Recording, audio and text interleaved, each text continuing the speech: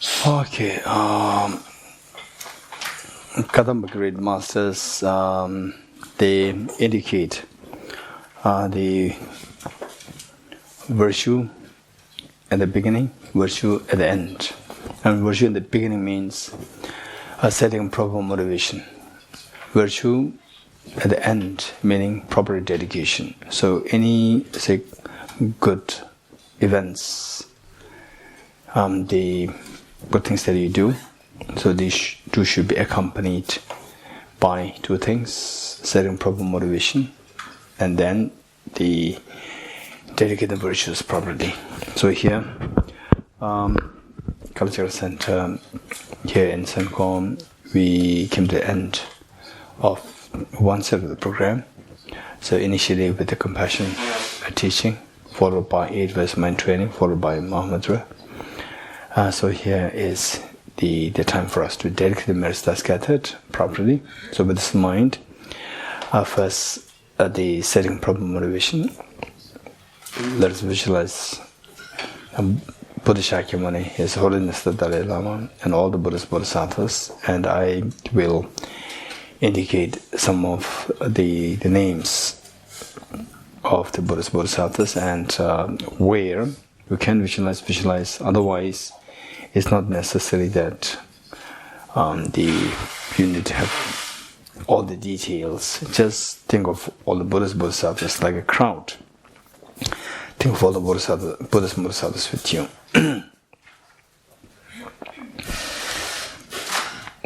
Aravalukiteshvara, Buddha Shakyamuni Sonsa Dalam surrounded by Aravalukiteshvara, Aramajishri,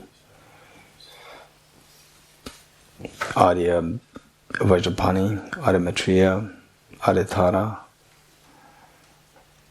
then the Arinagarjuna, Bodhisattva Arideva, Acharya Bhaviveka Acharya, the Acharya Buddha Padita, Acharya Chandrakriti,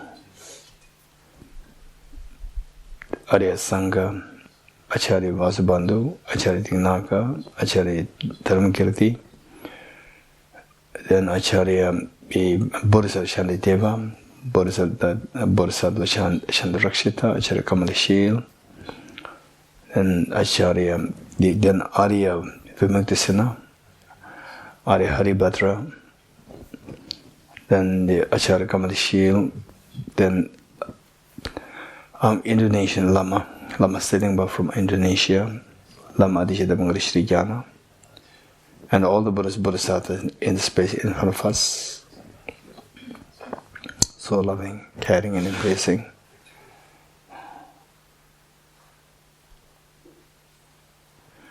And visualize your two grandparents and your children and all family members around you and all the sentient beings, human beings, animals, insects, Holy Ghosts, hell beings, God and goddesses, spirits, all the beings living on the side. And here you are so loving, caring, and embracing.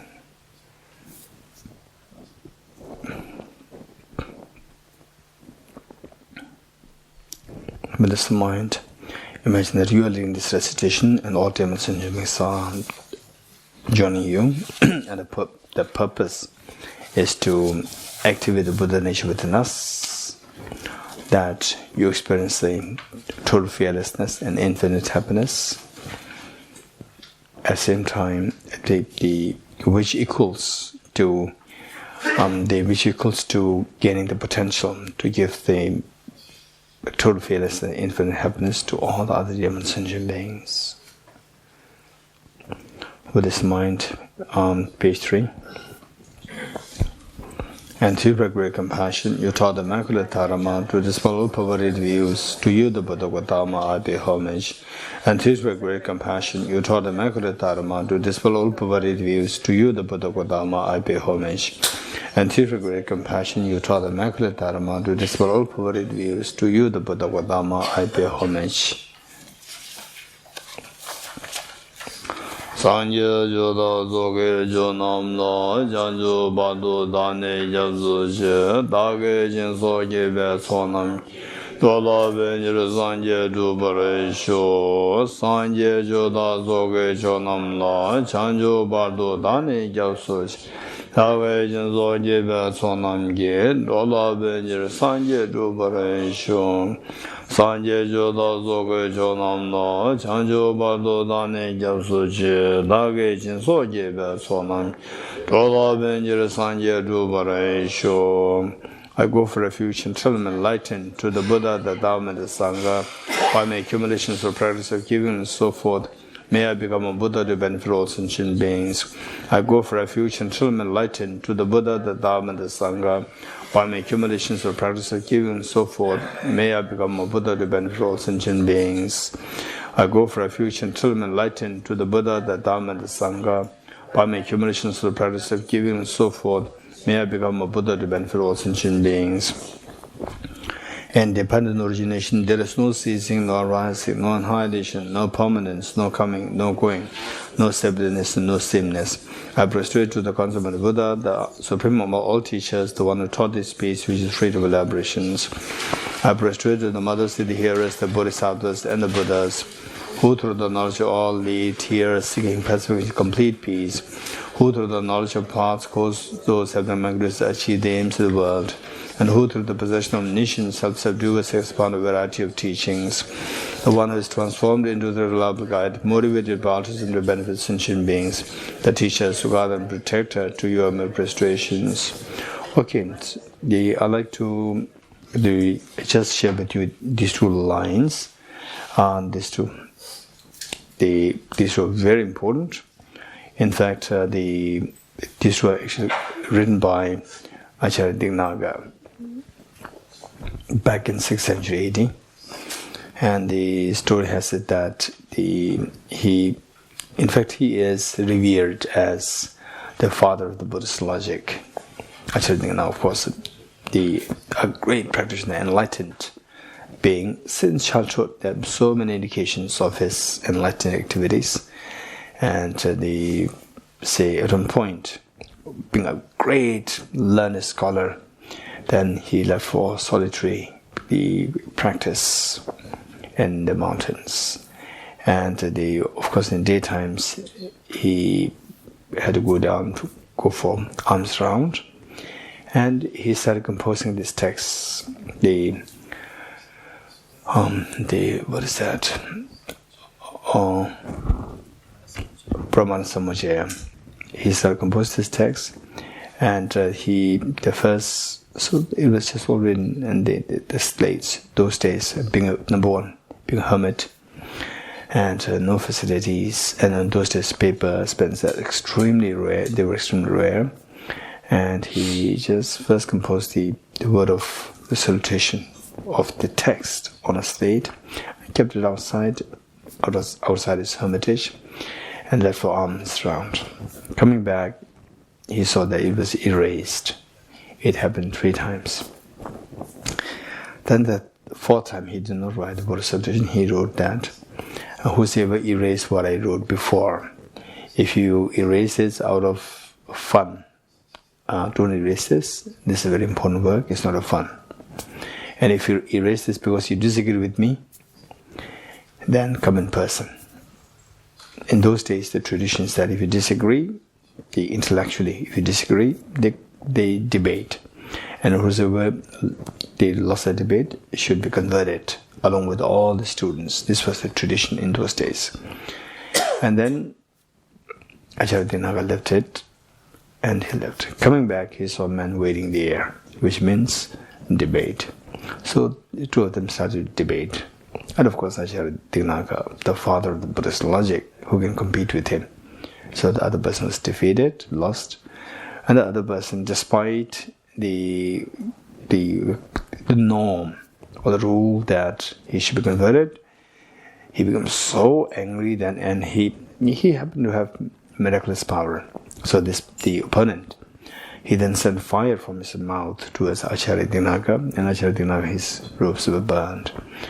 And Acharya Dignaga felt so sad that, okay, every day I'm cultivating the mind to become Buddha for the benefit of sentient beings. And just look, I can't even help one person. Look at this, how how nasty the person is. If I cannot tame even one person, how can I think of taming all the sentient beings? He just went to the point of breaking down, losing hope, and then he threw the snake in the air. The moment it falls, he thought of, okay, now I'll work just for myself. And the slate never fell. And he looked on the sky, and usually Acharya Dignaga, when in his painting, the painting of Acharya Dignaga, on one of the two sides, you see Arya Manjushri also there on top of him. So that's the indication that Acharya Dignaga, when he looked up, he saw that Arya Manjushri was holding the slate and telling that, why should you feel demoralized? Just continue with your work, and I'm always there to bless you. I'm always there to inspire you and guide you. You continue your work, and this book, this text which you're going to compose, is going to be like the eyes of wisdom to millions of minimal beings in the future. This is a prophecy made by the Arya Manjushri to Acharya Dignaga. So these 2 lines. In fact, there are 4 lines. The word of salutation, and the next 2 lines are the word of the promise of composition. This is the word of the promise of composition, and the first 2 lines, word of salutation. So here, these are 2 lines, the word of salutation. Then, after 100 years, Acharya Dharmakirti came. After 100 years, which means 6th century, Acharya Dignaga, then 7th century, the Acharya Dharmakirti came. Acharya Dharmakirti, reading these 2 lines, he was so fascinated to see that these 2 lines are not just 2 lines. It's so heavily laden with the meanings. And so he composed commentary on these 2 lines. Commentary which consists of 283 verses. 283 verses, which later came to be the 2nd chapter of Pramana-Vartika. 2nd chapter of which we study another master's course. We study as a part of that. And so these 2 lines, and then of course 283 verses. If you read the verses, if you read it, you will not understand anything. Again, you need further commentary. So this I'm going to quickly explain this. This should be like in a way, a very like a summary form of your roadmap to enlightenment. A summary form, of course, foundation of all good qualities. I call it as a roadmap, because you see that where are we now till Buddhahood is very clearly indicated there. And so these are just 2 lines, and you see that all what you find the Lamrim, 3 volumes in English. So they're all just condensed in these 2 lines. Okay, quickly. The one who has transformed into the reliable guide. Reliable guide meaning you become a Buddha to guide all the beings from the fear to fearlessness, from misery to the ultimate happiness, infinite happiness. So to guide them. And to guide them, say, if somebody comes,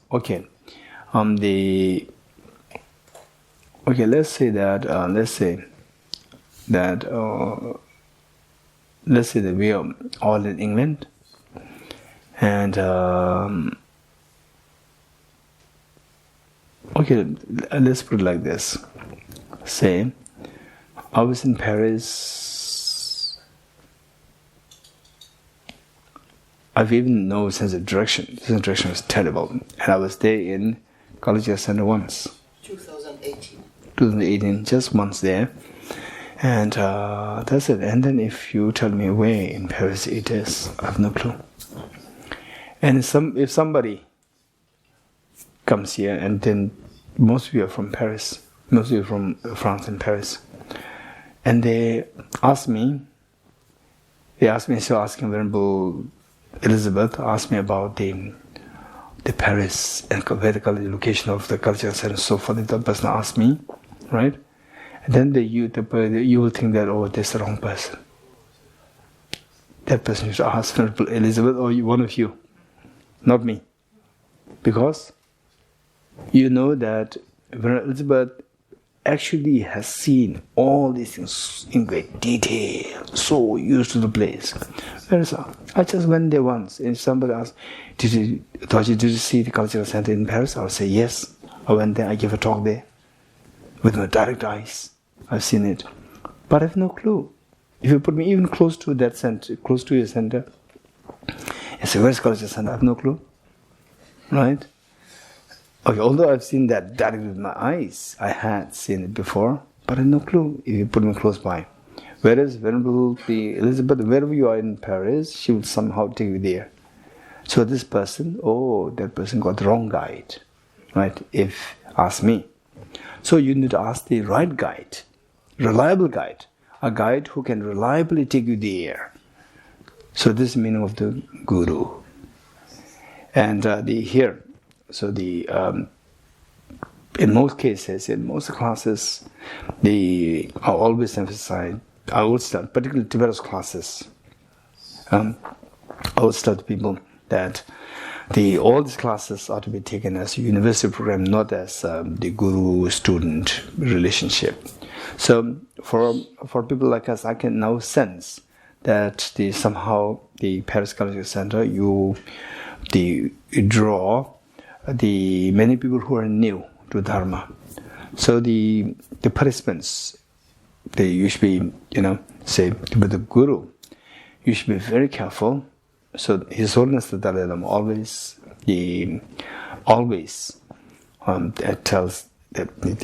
advises the people that they know how to do for gurus. Study the Dharma well. With the help of any teacher, I come here, you study Dharma with me, or you study with any teacher, you study that, and you study Dharma. And the most important thing is that you should get a good picture of what the roadmap is. How the psychological mechanism by which your miseries arise, by which the fears arise, by which to undo the fears, take you to fearlessness, undo the miseries, take you to infinite happiness. So this you have to know very clearly, and by fixing your cognitive misperception of the reality, to see the reality as it is, the ontological reality, know so well. Once you get a good picture of all these things, then you are ready to go. When you actually go, you know the broad picture. But you get stuck here and there. For that you need a guru. So, once you get a good picture, you know who should be, of course there are many factors involved. Who you feel more connected. And who, not just that, I feel connected with this person, he looks nice. It shouldn't be like this, because it's your Buddhahood, it's your removing mental defilement. So the person should be, it says, reliable. The person who actually knows the path so well. You could get confidence that this person is actually going on the path, number one. Number two, that, this was a good picture of the whole thing, experience like Venerable Elizabeth knowing the Paris so well. This confidence you should have. And then the person actually has the experience of going there. So whereas somebody comes and says, I know the path, and you follow me, and don't follow any other path. Just follow me, you'll get to Buddhahood, you get to enlightenment. How can you trust this person? Do you know that this person actually put effort to go there? So this is, the transformed, the one who has transformed into the reliable guide, becoming a reliable guide from somebody who did not know how to go to gradually having experienced, having been there, and then gradually transformed. Then, this person was once like when Elizabeth, before Paris, where were you? Before Paris. Birth in Paris. Avant de vivre à Paris, tu as vécu autre part. J'avais Institute. Vajrayogini. So Paris you came later. Yes. Okay, during Vajrayogini you did not know Paris too well. No, I'm born in Paris, so I know. Okay. Anybody else? So Laura, right? Paris later. Okay. So the Laura was once like me. She didn't know Paris and came to Paris and then used to traveling, moving here around. So this is how she transformed from not knowing Paris to gradually knowing Paris so well. Transformed. Transformed with the connotation that the person really has experience. Whereas somebody simply, comes from the sky, I know the Paris. How can you trust that?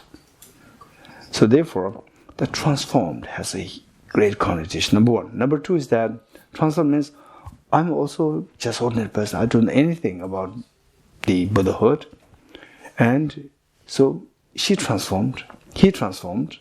Oh, people can transform. I can also transform. So hope comes that I can also become enlightened. So this is the meaning, transform. It's a greatly laden with meaning. The one who is transformed into a reliable guide. So therefore, just believing that somebody said that, oh, I'm enlightened one, right? Or he's enlightened one, he will take care of everything. No, that's not true. How do you know? Right? So look at the Buddha's biography. Then you will see that he actually transformed from ordinary people like us as a young prince and seeing the world, misery, suffering, while at the same time conventionally enjoying the privilege of being the prince, at the same time seeing the world, injustices, wars, hunger, thirst, seeing all these things, then he left everything. He went in search of solution. So, it says the one who is transformed into a reliable guide. How he transformed? How did he transform into a reliable guide? Reliable guide meaning the awakened one who can guide you reliably. And how he became that? With 4 steps. First one, motivated by altruism to benefit all sentient beings. If you look at the biography of this great prince, he was a prince, privileged young man. And then the extremely intelligent and extremely compassionate and seeing things very objectively, even his own brothers and sisters and the cousins, if they misbehave with ordinary people, he is very unhappy. That you should not take advantage of you being a prince, you being say royal family. You have no right to take advantage over the common people. You do not have the right. This is this young prince's the attitude. So much of compassion. So much compassion.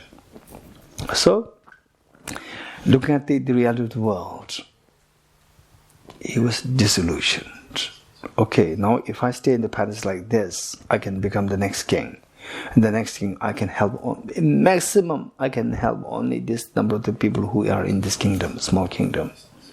And even that, I can help them maximum with giving food and giving some protection. That's it. Beyond this, life after life, no. And the last, the number of the sentient beings, no, I cannot help.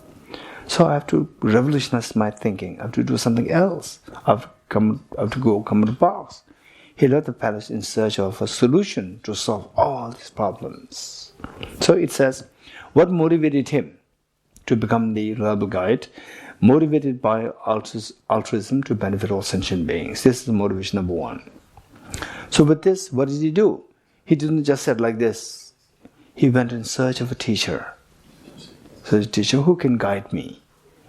He first met the first teacher, Acharya Alar Kalam. He just succeeded in the realizations which the teacher achieved. And he requested for more teachings. And the teacher said that you got everything. This is what I got. You already got everything. And then he realized that, okay, still this is not the solution to all the problems of all the sentient beings. He got a second teacher, Acharya Udrika. Again, whose realizations are much higher than the first one. And again, he sought teaching from the second teacher, and he reached the same level as the teacher very quickly. Again, asked for more teaching, and the teacher said, "This is ultimate, because in the experience of the samadhi, the highest level is the peak of existence." And the second teacher already reached the peak of existence, the tip, the highest level of the meditative concentration within samsara. And the Prince Siddhartha asked for more teachings, and they said, "You got everything, you are now enlightened. All my students are your students. Guide them, stay with me." And then the Buddha, of course, he is very confident that he is here to find the path to solve the problems of all the beings. He left then 6 years of austerity, and finally he found the path. What is the path? What is the liberating path?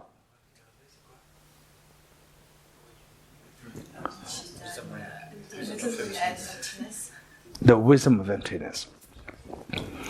He found this wisdom of emptiness. That is the number 2. What is number 2 here? The teacher. Teacher meaning, a teacher referring to the wisdom of emptiness. Wisdom of emptiness, which he is to teach all the beings. That's a teacher. So, he found this path, which is to teach the beings, but, say for example, like the COVID vaccine. When I say that, okay, we have found the COVID vaccine, then first, you cannot just, distribute like this. You have to first go through trial. So, he experimented it to see if this wisdom of emptiness works. He experimented it on himself first, meditated for 6 years. And he realized that ignorance disappears. Then ignorance, what is next? Inappropriate attention disappeared. Then afflictions disappeared. Then the contaminant karmas disappeared. Then he experienced the total fearlessness and no misery, being to the ultimate peace. He experienced that. Sugata. Next is Sugata. Sugata is the one who has gone to the absolute bliss of freedom from miseries. That is what experience. So with this experience, what is next? What is next? The protector. With this confidence, then he went to protect the beings by teaching on Four Noble Truths, primarily wisdom of emptiness. So look, this is extremely systematic, and this is how the great teachers like Acharya Dignaga, they see the quality of the Buddha, not because the Buddha could fly, not the Buddha can perform miracles. Yes, Buddha performed numerous miracles, but all these enlightened beings, like Acharya Nagarjuna, the Acharya Dignaga, all these great teachers, they salute, they prostrate to the Buddha, not for the Buddha's performance miracles, but for these the mental qualities. How the Buddha proceeded from an ordinary prince to the full awakened state. Okay, this should be the role model for us. Okay, now this is Buddha, how the Buddha went. I also should go through like this. So there's a tremendous emphasis on compassion, which is the driving motivation, bodhicitta. And then the actual, what to be taught as a teacher? The wisdom of emptiness. So these two emphasize. You're getting it? So in other words, this is, for us, if you want your freedom from suffering and if you want the infinite happiness, these two things are to be practiced, and all others are going to be like the accessories, like the additional factors to ripen, to enhance. So these two things are the main here. Arya Nagarjuna said what? And spiritual great compassion, again bodhicitta. You taught immaculate dharma of wisdom and emptiness, again two. Then Acharya Dignaga, same. Motivated by altruism to benefit all sentient is bodhicitta. The teacher, what teacher? The teacher to teach the wisdom of emptiness, two things. You're getting it? Everywhere. The great masters, they touch these two things. And great Saint Sarha, who is the forefather of Mahamoudra teaching, what he said?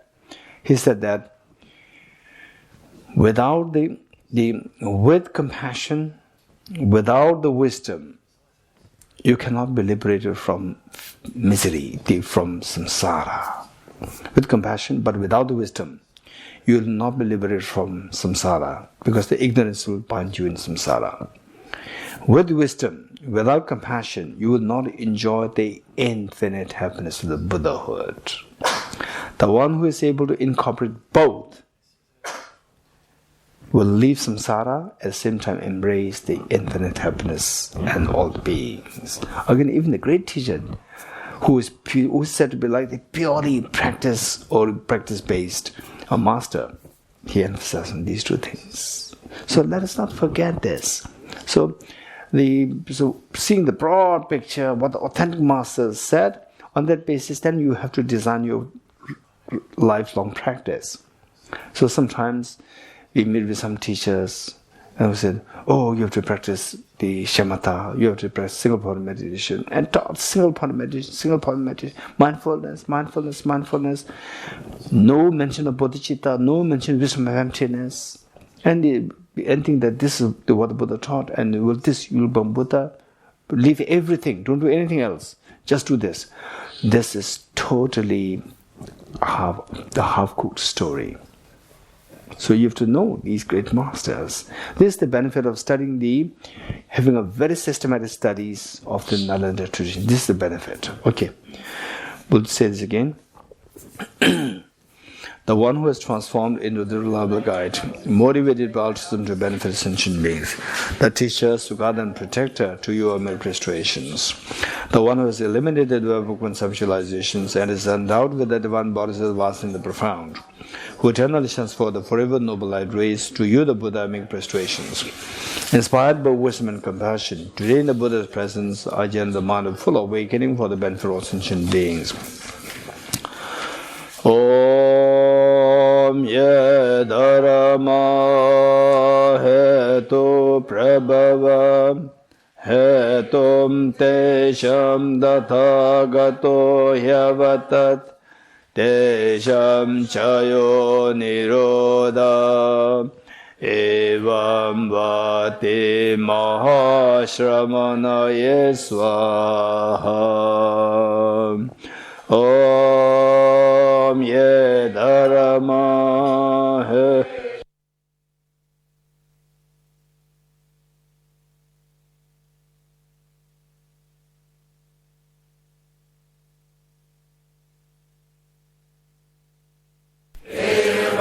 Vati mahashramanaye swaha. Om ye dharma hetu prabhavam hetum tesham dathagato hyavatat tesham chayo nirodha evam vati mahashramanaye swaha. All phenomena arise from causes. The causes are taught by the Tathagata. This is taught by the great seer. Profound, peaceful, elaboration-free, clear-light and non-composite. Such is the nectar dharma I have discovered. Finding no one who can fathom this teaching, in silence I will return to the words. Beyond utterance, thought and expression is the perfection of wisdom, which is unborn, unceased, and has the nature of space. Is the object of apprehension of self-realized wisdom. To you, the mother of the Buddhas of the three times are the obeisance. Forces of the Buddha's teachings. All composite things are impermanent. All contaminated things are the nature of suffering. All phenomena are the nature of emptiness and selflessness. Transcendent soul is peace. The Guru is the Buddha, the Guru is the Dhamma, likewise the Guru is the Sangha, the Guru is the source of everything wholesome. I go for refuge in the Guru. Okay, one point there which I left to explain pertain to the Guru devotion is that since that most of you are from Paris and that on a daily basis or on a weekly basis you actually meet Geshe Tapala, Geshe Tapazundu. Geshe Tapazundu, you are meeting him and then you are receiving teachings from him. And some people, they have of course, this is all out of the no proper knowledge. We think that some teachers with the label Rinpoche, right? They are higher, and the teacher who actually teach you on a daily basis, that is like a smaller. That is my guru. And my root guru is. This is totally wrong. It's totally wrong. And the real guru should be the one who is actually helping you on a daily basis, on a weekly basis. That is the person who is feeding you, who is shaping you. Guru means the one who shapes you. Who actually shapes you is the one who spends most of the time, who gives you the maximum knowledge. That's the one who shapes you. And His Holiness the Dalai Lama oftentimes cites that his own teacher, Venerable Ling Rinpoche, would always tell him when His Holiness was very young that the real teachers are those who sit with you in the same cushion, not on the throne. Sit cushion and then constantly shape you. That's a real teacher. You shouldn't think of, this is my teacher, that teacher, Geshe Thakur is, my teacher. My guru is somebody else. This is total wrong conception.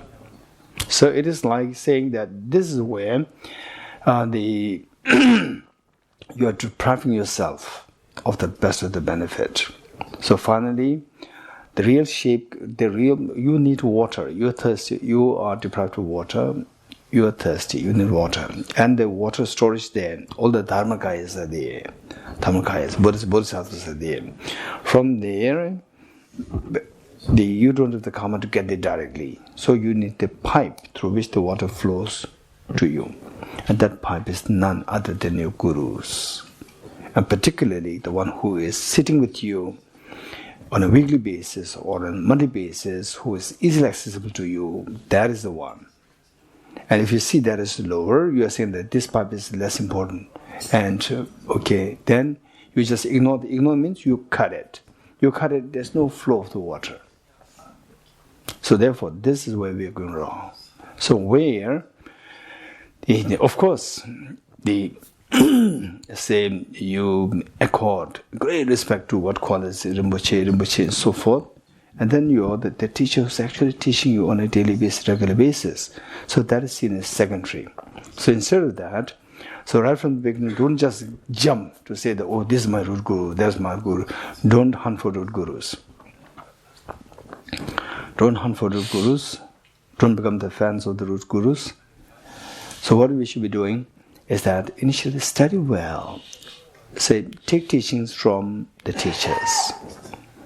So what somebody else, I have a root guru, don't have a root guru. How long have you been in Buddhism? I've been 5 years. Who's your root guru? I have no guru. What do you mean root guru? No, without root guru you cannot have Dharma. That person is wrong. That person doesn't know the Dharma. It doesn't mean that simply because somebody is for long in Dharma, it doesn't mean that person knows the Dharma. Right? So the first is get a good knowledge of Dharma.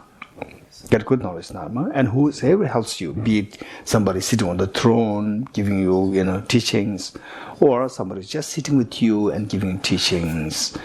So take teachings, learn. You may not really see that person as a guru. Even somebody on the throne, you may take as a guru. And just take this because you are teaching, getting some benefit. You accord respect, and respect-wise, same respect to somebody with so much attendant, and then and people come with so much of proper dress. That teacher or some researcher actually helping. Same respect.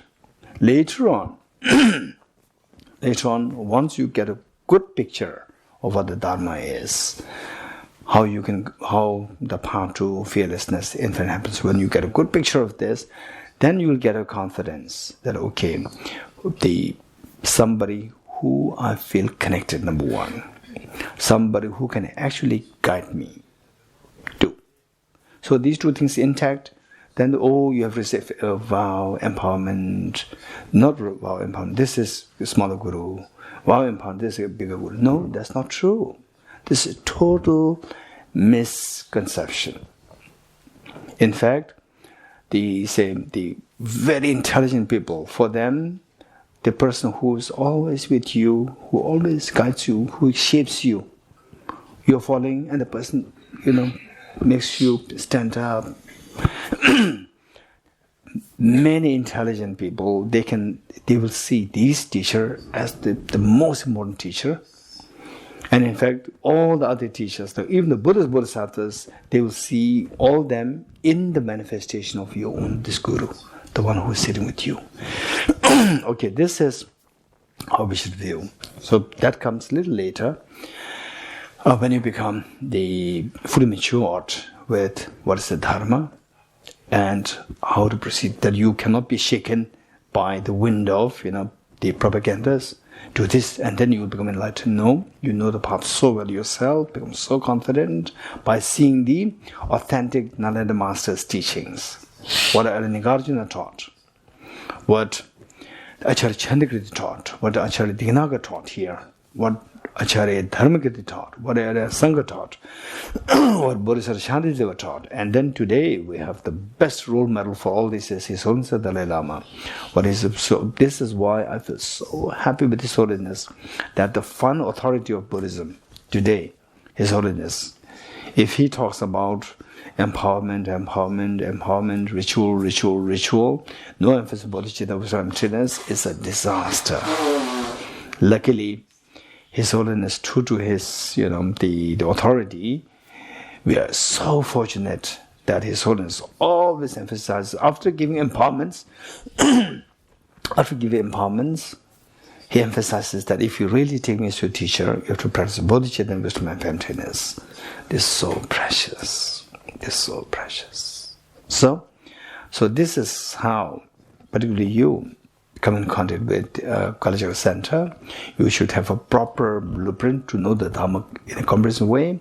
Don't just be swayed the way in a manner in which other people, who just like celebrate the hunters, like these. Oh, I have this guru, that guru. This is totally irrelevant, totally unwise. So you should follow properly. In other words, what I'm saying is that this thought that there is somebody in, sitting on the big thrones, and then your teacher, Geshe Damdul, always with you, he's saying that, okay, I'm not qualified, and you think, oh, he's not qualified, right? No teacher will say that I'm qualified. If the teacher says I'm qualified, right, that's not a good teacher. So what I'm saying is that the one who is always with you is so precious. That should be the one to be viewed as the main, and then all other teachers should be seen as his emanation. Rather than, so he is, no, nobody follows him. Only for a few Kalachakra people there, right? But this teacher, there are so many people coming, thousands of people come, right? And on high throne, he's my guru, or that is, what he's my teacher. No, not root guru. So this is your illusion. In a way, you are saying that the main water pipe, you are cutting it, and you see water pipe somewhere there, that water pipe is nice. That water pipe has nothing to do with you. You getting it? Okay, this is how we should take it. And at the same time, don't be so quick, don't be rash in looking for gurus. First, study the Dhamma well with any teacher. For example, I come here, study the Dhamma. It's not me, I'm not your guru. Study Dhamma with Geshe Damdul. Of course, you must accord great respect. And then finally, not because of the labels, but because of, number one, whether the person has the skill to take you to enlightenment. Number two, that you feel connected. These two things intact over the extended years, not just like 1 month, 2 months, 3 months, 4 months. Oh, he's my guru, she's my guru. No, this is where you're going wrong. Just be with the person for an extended period of time. Extended period of 1 year, 2 years, 3 years, and then you feel connected. That's a real feeling. Otherwise, you just meet somebody. Oh, I feel so connected with him. Just 1 day, 2 days. God knows. So this is how all the boyfriend, girlfriend, they feel connected. Day one, day two, oh, I saw this is very special person, right? It's the lifelong connection, many lives connection. Then after 1 week, finish. After 1 month, finish, right? So this is an illusion. So many years you are able to stay with somebody, like your teacher, many years. That is a person from whom you receive the maximum benefit. That should be the key person. That should be the key person. All other teachers should be seen as his or her manifestation. Not that, he's just a secondary, small person there, and another guru is there. This is your illusion. It's a self-deception. You're deceiving yourself. In a way, you are just cutting your own enlightenment. Actually, enlightenment comes from this person. Let's not forget it. Okay. By the sound of the vibrant drum of Dharma, you liberate all beings of miseries. I beseech you to kindly remain and give teachings until the end of the expansive billions of eons. The Buddha does not watch the negativities of beings, nor does he remove their miseries by his hands. His spiritual realizations are not transferred to them. It is by teaching the truth of the suchness that the beings are liberated. With folded hands, I beseech the Buddhas of all directions to shine the light of Dharma for all bewildered miseries gloom. If you are attached to this life, you are not a spiritual practitioner. If you are attached to samsara, you have no renunciation. If you are attached to your own self-interest, you have no bodhicitta. If there is a grasping, you do not have the view. Okay, so in this connection, it also came to me as something. I'd like to share this with you, because that this is going to be, for the time being, is going to be the last day.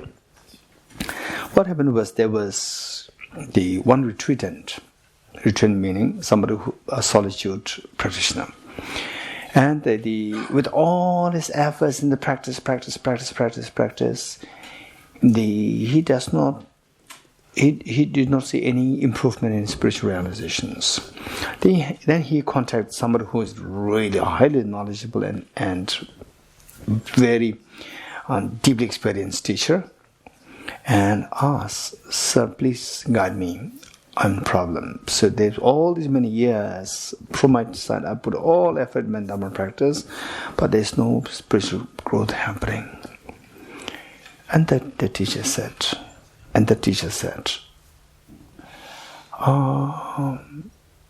in your the merit field, meaning visualizing all Buddhas and Bodhisattvas, your teachers.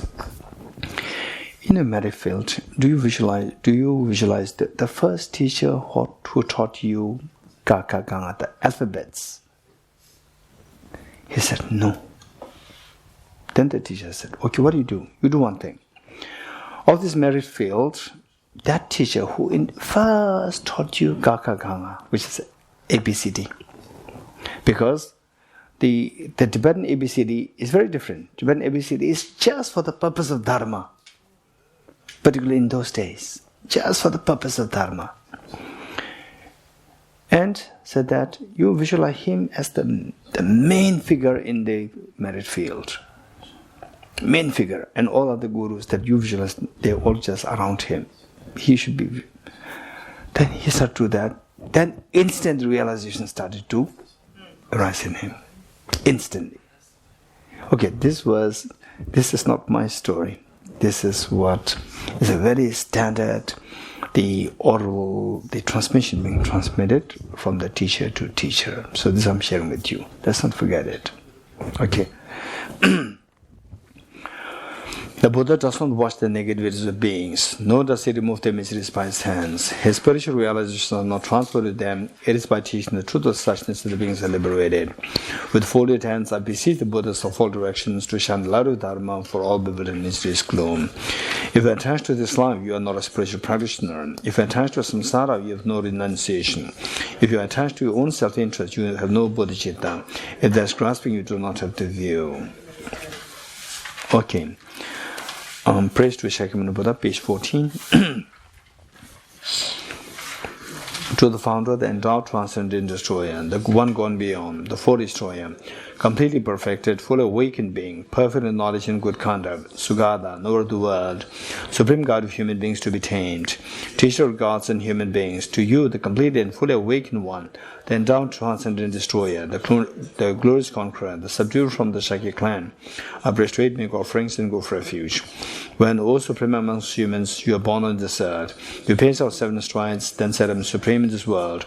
To you who are wise, then I prostrate. With pure bodies, form supremely pure, wisdom ocean like a golden mountain, fame that blazes in the 3 worlds, winner of the best, Lord, to you I prostrate. With the supreme sun's face like a spotless moon, color like gold, to you I prostrate. Lustrous like you, the 3 worlds are not, incomparable wise one, to you I prostrate. The Savior having great compassion, the founder having all understanding, the field of merit we call this like a vast ocean, to you the Tathagata I prostrate. The purity that frees one from attachment, the virtue that frees one from lower realms, the one part, the sublime pure reality, to the Dhamma that pacifies I prostrate. Those who are liberated and also show the path to liberation, who wholly feel qualified with realizations, who are devoted to the moral precepts, to you the Sangha I prostrate. Do not commit any non-virtuous actions, perform only perfect virtuous actions, subdue your mind thoroughly. This is the teaching of the Buddha. A star, a visual aberration, a flame of lamp, an illusion, a drop of dew or a bubble, a dream, a flash of lightning, a cloud, see conditioned things as such. Through this merits may sentient beings attain the rank of all seeing, subdue the 4 faults, and be delivered from samsara's ocean, perturbed by the waves of aging, sickness, and death. Heart Sutra, page 29. I prostrate to the irretrievable gem. Thus did I hear at one time. The Buddha was dwelling on the mass of vultures mountain Rajgriha, together with the great community of monks and the great community of bodhisattvas. At that time, the Buddha was absorbed in the concentration on all the categories of phenomena called profound illumination. Also at that time, the Bodhisattva Mahasattva Avalokiteshvara looked upon the very practice of the profound illumination of wisdom and beheld those 5 aggregates also as empty of inherent nature. Then through the power of the Buddha, the Venerable Shariputra said this to the Bodhisattva Mahasattva Avalokiteshvara: how should any child of the lineage who wishes to practice the activity of the profound professional wisdom train? He said that, and the Bodhisattva Mahasattva Avalokiteshvara said this to the Venerable Shariputra, any son of the lineage or daughter of the lineage who wishes to practice the activity of profound professional wisdom should look upon it like this, correctly and repeatedly beholding those 5 aggregates also as empty of inherent nature. Form is empty, emptiness is form. Emptiness is not other than form, form is also not other than emptiness. In the same way, feeling, discrimination, composite factors, and consciousness are empty. Shariputra, likewise, all phenomena are empty, without characteristic, unproduced, unceased, stainless, not without stain, not deficient, not fulfilled. Shariputra, therefore, in emptiness there is no form, no feeling, no discrimination, no composite factors, no consciousness, no eye, no ear, no nose, no tongue, no body, no mind, no visual form, no sound, no smell, no taste, no object to touch, and no phenomenon. There is no I element and so on up to and including no mind element, no mental consciousness element. There is no ignorance, no extinction of ignorance and so on up to and including no aging and death and no extinction of aging and death. Similarly, there is no suffering or origination, cessation path. There is no exalted wisdom, no attainment, also no non-attainment. Shariputra, therefore, because there is no attainment, bodhisattvas rely on and dwell in perfection of wisdom, the mind without obscuration and thus without fear. Having completely passed beyond error, they reach the end point of nirvana. All the Buddhas who dwell in the 3 times also manifest the complete awakened, unsurpassable, perfect, complete enlightenment in reliance on the professional wisdom.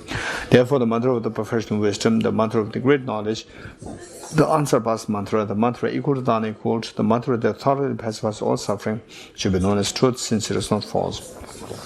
The mantra of the professional wisdom is declared: Yatha Om Gade Gade Para Sam Gade Bodhisattva. Shariputra, the Bodhisattva Mahasattva, should train in the profound professional wisdom just like that. Then the Buddha arose from that concentration, commanded the Bodhisattva Mahasattva Avalokiteshvara, saying, well said, son of the lineage, it is like that, it is like that. One should practice the profound professional wisdom just as you've indicated, even the Tathagatas rejoice.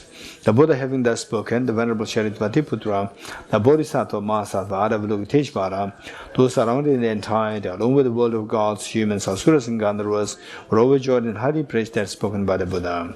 This completes the Arya Bhagavan Prasthana Paramita Sutra. Yatha Om Gade Gade paragate parasamgate bodhiswatyata om gate gate paragate parasamgate bodhiswatyata om gate gate paragate parasamgate bodhiswatyata om gate gate paragate parasamgate bodhiswaha. By the teaching of the three supreme jewels, presence and power of truth, may inner and outer hindrances be transformed, may they be dispelled, may they be non-existent, may they be pacified, may all negative forces opposed to the Dhamma be completely pacified, may the host of 80,000 obstacles be pacified, may we be separate from problems and conditions harmful to the Dhamma, may all enjoyments be in accord with the Dharma, may auspicious and perfect happiness pervade this place now. 8 verses mind training, page 35. With the determination to achieve the highest aim, for the benefit of all sentient beings, which surpasses even the wishful finger gem, may I hold them dear at all times. Whenever I interact with someone, may I view myself as the lowest amongst all, and from the very depths of my heart, respectfully hold others as superior. In all my deeds, may I probe into my mind, and as soon as mental and emotional afflictions arise, as they endanger myself and others, may I strongly confront them and avert them. When I see beings of unpleasant character, and those oppressed by strong negativity and suffering, I hold them dear, for they are rare to find as if I have discovered a jewel treasure. When others out of jealousy treated me wrongly with abuse, slander, and scorn, may I take upon myself the defeat and offer to others the victory. When someone whom I have helped or in whom I have placed great hopes mistreats me in extremely hurtful ways, may I regard them still as my precious teacher. In brief, may I offer benefit and joy to all my mothers, both directly and indirectly. May I quietly take upon myself all hurts and pains of my mothers. May all this remain undefiled by the stains of the mundane concerns, and may I, recognizing all things as illusions, devoid of clinging, be released from bondage. From my 2 collections, vast space that I have amassed from working with effort in this practice for a great length of time, may I become the chief leading Buddha for all those whose minds wisdom is planted in ignorance. 7 in Puja. I bow down to the youthful Adam and Jushri, you the Buddhas, the lions amongst humans, gone to freedom in the present, past, and future, in the worlds of the 10 directions. To all of you, with body's patient, sincere mind, I bow down. With the energy of aspiration for the Bodhisattva way, with a sense of deep respect, and with as many bodies as atoms in the world, to all you Buddhas visualize as real, I bow down. On every particle of Buddha's numberless as atoms, each of me is a host of Bodhisattvas, and I'm confident the sphere of all phenomena is entirely filled with the Buddhas in this way. With infinite oceans of praise for you and oceans of sound from this aspect of my voice, I sing the breathtaking excellence of Buddhas and celebrate all of you Sagadas. Beautiful flowers and regal garlands, sweet music, scented oils and parasols, sparkling lights and sublime incense are offered to victorious ones, the Buddhas. Fine dress and fragrant perfume, sandalwood powder heaped high as Mount Meru, all wondrous offerings and spectacular rare offered to you victorious ones. With transcendent offerings, peerless and vast, with profound admiration for all the Buddhas, with strength of conviction in the Bodhisattva way, offer and bow down to all victorious ones. Every harmful action I've done with my body's patient mind, overwhelmed by attachment, anger, and confusion, all this I openly lay bare before you. I lift my heart and rejoice in all the merits of the Buddhas and Bodhisattvas in 10 directions, of solitary realizers here, stillwood training in those beyond, and of all ordinary beings. You who are the bright lights of worlds in 10 directions, who have attained the Buddha's omniscience through the stages of awakening, all you who are my guides, please turn the supreme will of Dharma. With palms together, I earnestly request to you who may actualize parinirvana, please stay with us for aeons, numberless as atoms of the world, for the happiness and well-being of all wonders in samsara.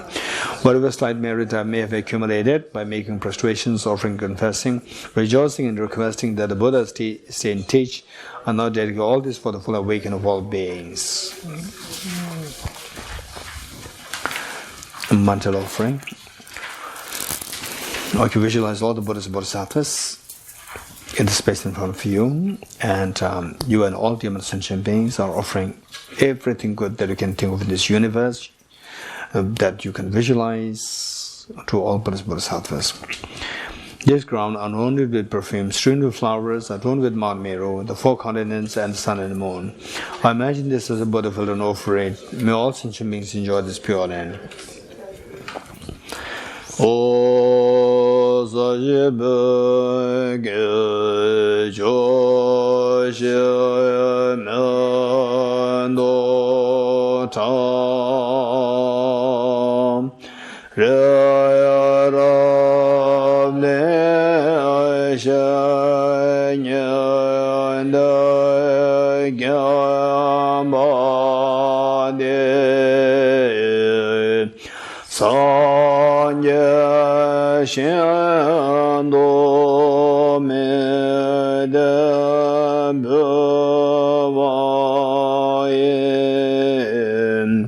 Togunamda Shalai Chubarai Sho. The 4 Dhammas of Venerable Baba. May I be blessed that my mind is directed towards the Dhamma. May I be blessed that my Dhamma practices on the proper path. May I be blessed that the path is free of flaws. May I be blessed that the flaws are seen in the light of exalted wisdom. The 4 Dhammas of Venerable Bhikshu Mahasattva.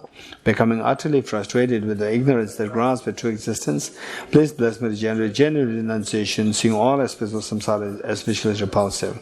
Please bless me that my mind overflows with the precious bodhicitta that cherishes others more than myself. Please bless me to have an immaculate experience of the wisdom of emptiness that does not see even an atom of intrinsic reality on the basis of understanding how things come into being by dependent origination through mere conditioning. Please bless me that my mind overflows with the precious wisdom of non-duality of bliss and emptiness. Edam Guru Ranam and Lagam Nirati Amen. The foundation of all good qualities, Palamasunghapa, the roadmap to enlightenment. The foundation of all good qualities is kind and perfect pure Guru. Correct devotion to him is the root of the path. By clearly seeing this and applying great effort, please bless me to rely upon him with great respect. Understanding that the precious freedom of this rebirth is found only once, is greatly meaningful and is difficult to find again. Please bless me to generate the mind that is unceasingly day and night takes its essence. This life is as impermanent as a water bubble. Remember how quickly it decays and death comes. After that, just like a shadow follows the body, the results of virtues and non-virtues come and follow. Finding firm and definite conviction in this, please bless me to always to be careful to abandon even the slightest negativity and accomplish all virtuous deeds. Samsaric splendors are unsatisfying and unreliable. Seeking them is the door to all suffering. Recognizing these shortcomings, please bless me to generate a strong wish for the bliss of liberation. Led by this pure thought, mindfulness, alertness, and great question arise. The root of the teaching is keeping the Pratimoksha vows. Please bless me to accomplish this essential practice. Just as I've fallen into the sea of samsara, so fall my migratory beings. Please bless me to see this, train in Supreme Bodhicitta, and bear the responsibility to free migratory beings. Even if I've developed Bodhicitta, but I don't practice the 3 types of morality, I'll not achieve enlightenment. With my clear recognition of this, please bless me to practice the Bodhisattva vows with great energy. Once I've specified instructions to wrong objects and correctly analyze the meaning of reality, please bless me to generate coolly within my mind stream the unified path of Kamabhari inspection insight. Having become a pure vessel by training the general path, please bless me to enter the holy gateway of the fortunate ones, the supreme Vajra vehicle. At that time, the basis of accomplishing the 2 attainments is keeping pure vows and samaya. As I become firmly convinced of this, please bless me to protect these vows and pledge like my life. Then, having realized the importance of the 2 stages, the essence of Vajrayana, by practicing with great energy, never giving up the 4 sessions, please bless me to realize the teaching of the Holy Guru. Like that, may the Gurus who show the noble path and the spiritual friends who practice their long lives, please bless me to pacify completely all outer and inner hindrances. In all my lives, never separated from perfect Gurus, may enjoy the magnificent Dharma by completing the qualities, stages, and the paths, may could attain the state of Vajratara.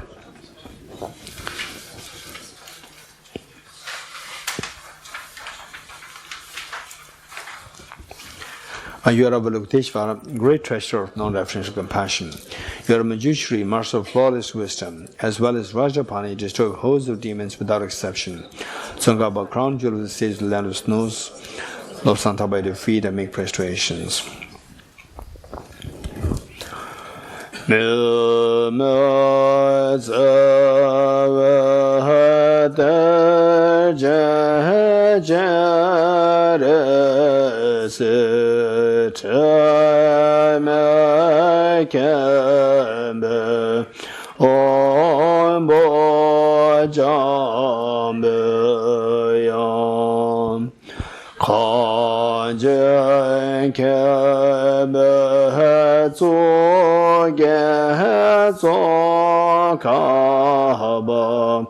Lo sa cha be sha la so wa de me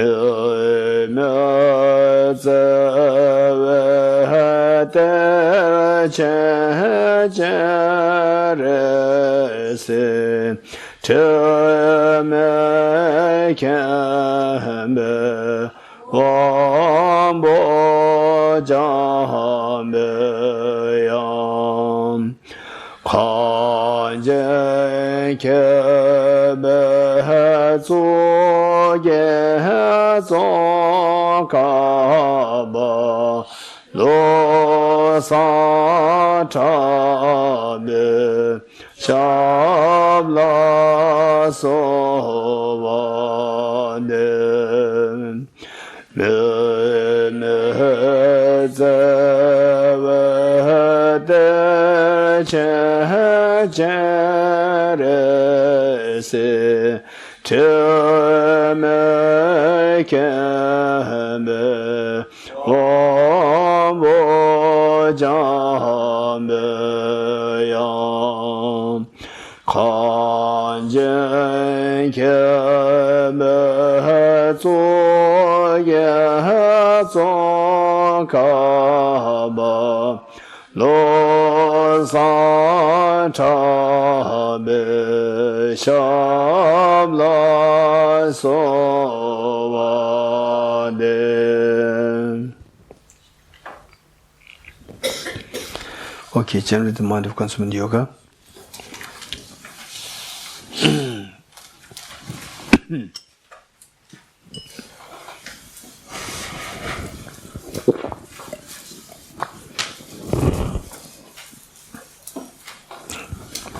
Okay, 5 minutes.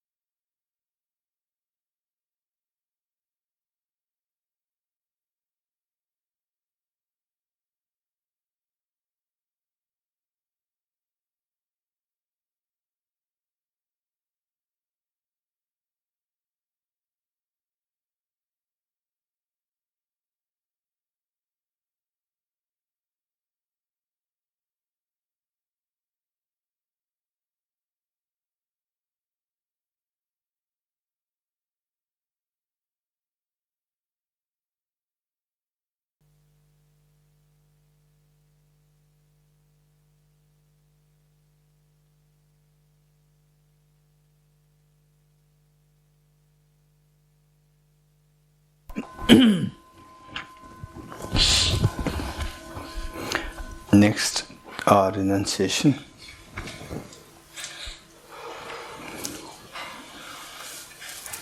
Okay, it's going to be guided meditation.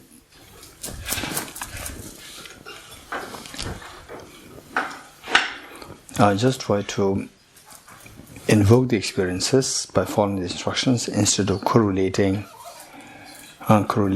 what you learned before, what is being said here.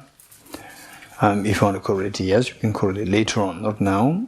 Here, there's the opportunity for us to just invoke the experience, to leave as the strong imprint in a mind pertaining to the experiences to the best we can.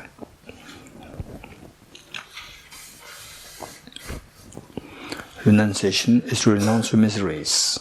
To renounce the miseries, we need to know how to renounce the cause of the miseries. And the causes of the miseries are contaminant karmas, afflictions, inappropriate attention, and self-grasping ignorance. And this ignorance, self-grasping ignorance, to reach to that level, there's the other coarser levels of the ignorance, which the Buddha identified total as four, the coarse and the subtle included. Misconceiving impermanent phenomena as permanent, misconceiving impure things as pure, misconceiving the miseries as happiness, misconceiving selfless nature as selfhood. To remove the first misconception, the Buddha taught the first seal, all composite things are impermanent. The Buddha indicated, pertaining to impermanence, that the first teaching the Buddha gave was on impermanence, and the last teaching the Buddha gave was also on impermanence.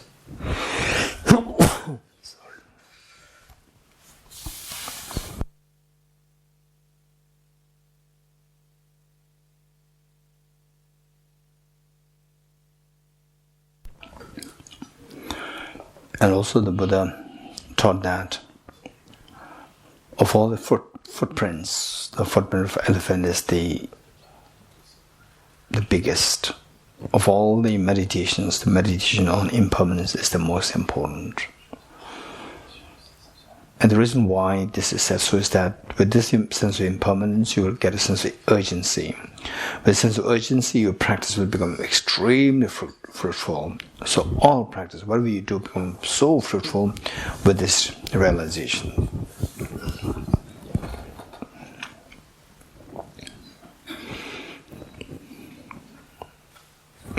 And the Buddha very clearly indicated, whatever is born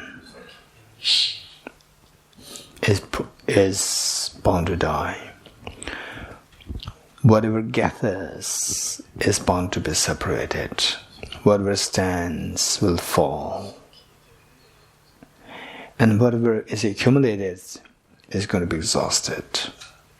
This is the reality of impermanence.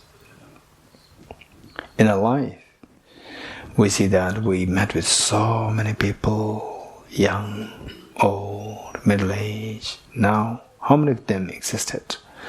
Many, we can see that they disappeared. In fact, 200 years ago, 300 years ago, 1,000 years ago, there were people your age, your same age as yours, younger, older. Where are all these people today? Not even a single person is left. Down the line, 50 years later, 2070,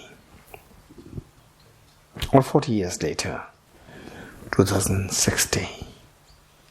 Some of you, if you're alive then, you'll have a faint memory of this Kalachakra Center here, the Mahamoudra teaching. It was my training teaching. Faint memory. Oh yeah, 40 years ago when I was young, some program happened there. It's simply what happened today will just become a memory. And after 100 years, all gone.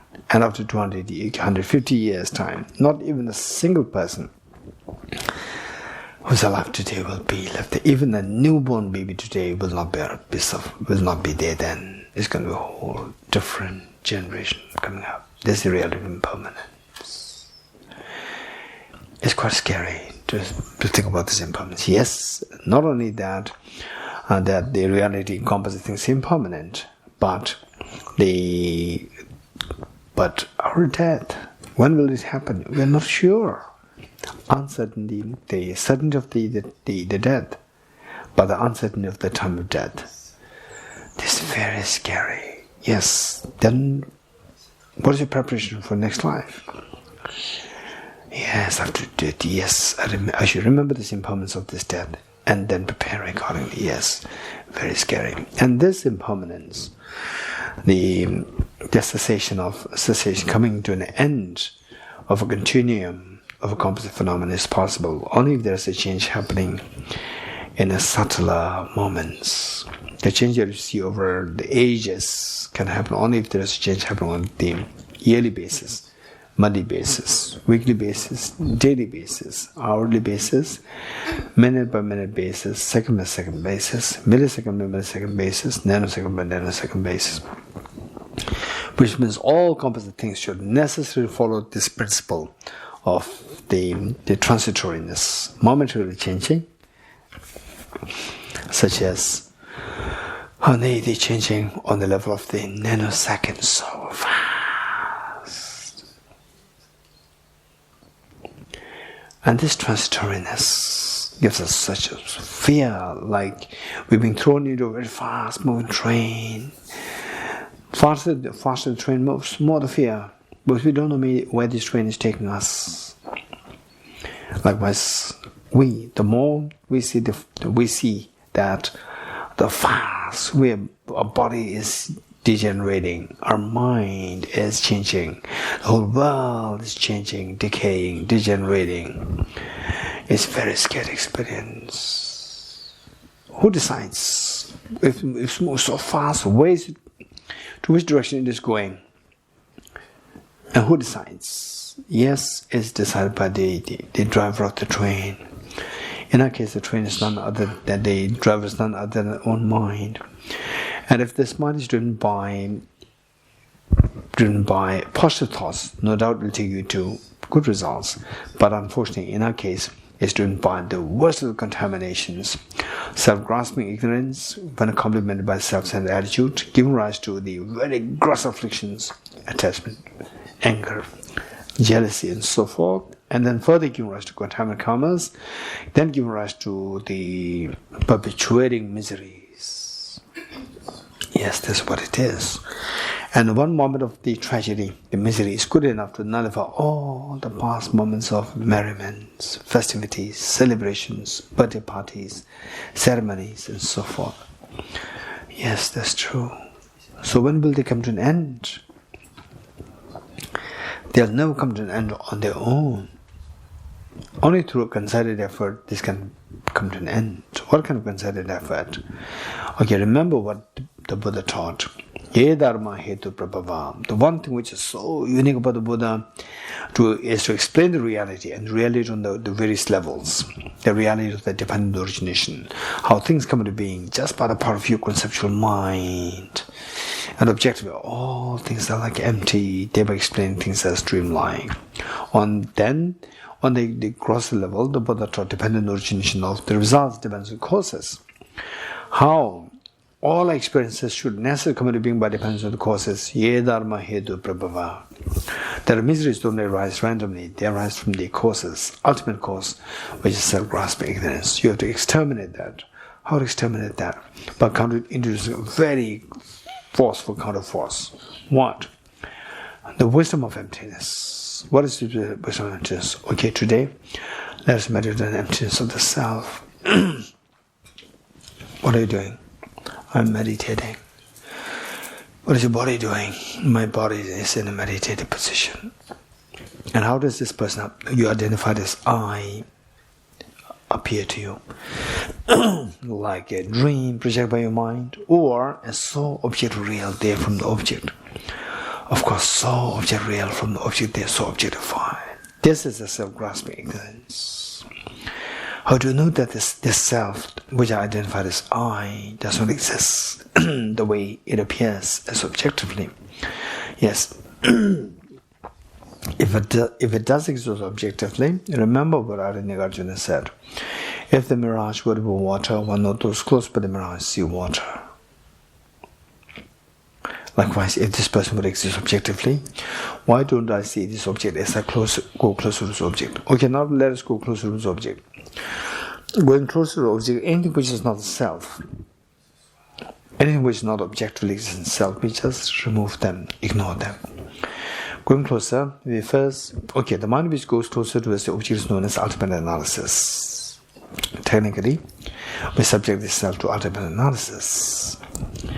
Subjecting this self to the ultimate analysis by going closer to the object, and we will first see the thin layer of the skin. Behind that, the fatty tissues. Behind that, the muscles, cartilages, the bones, the whole skeleton. The heart, the lungs, the liver, the pancreas, gallbladder, the stomach, kidneys, intestine, the windpipe. These all the parts constitute the element earth. And none of the element of the earth can be identified as objectively one with the person, not identified as a person. Okay. What about the element water? 4 liters of blood which is pumped in and out by the heart to different parts of the body. That's not me. Element of fire, 2,500 joules of energy. Of course, that is not me. Element of air, 4.6 liters of air that you breathe in and out through your lungs to different parts, to the different parts. Of course, this is also not me. Element space. 99% of the body is space. Of course, that's also not me. I'm a solid person, the space vacuum in nature. Even the element space is all known. What left now? Element consciousness or the element mind.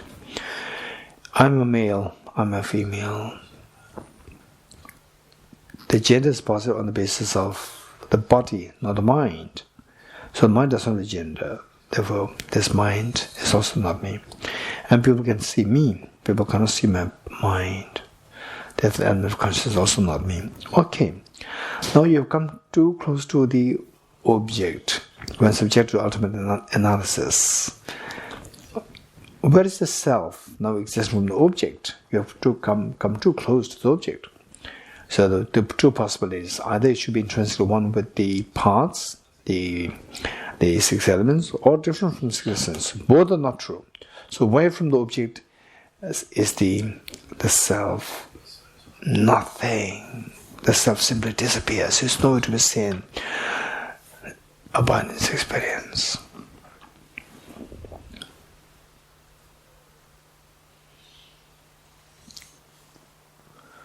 Okay, that's amazing. But how can so what's the benefit of this practice? Yes. Just as the self is seen as empty of objective reality in eyes of ultimate analysis, we see that all your sorrows is subjected to the ultimate analysis will also disappear. The moment it disappears in eyes of your mind, the profound peace will dawn in you. This is the meaning of the transcending sorrow is absolute peace. Just try to aspire. May I experience this emptiness where all my sorrows dissolve. And that experience the infinite peace. This aspiration is known as renunciation. The true meaning of the renunciation, most fun meaning of the renunciation. Okay, good. Slowly come out of this practice. Let's take a few seconds gap before we move to the bodhicitta.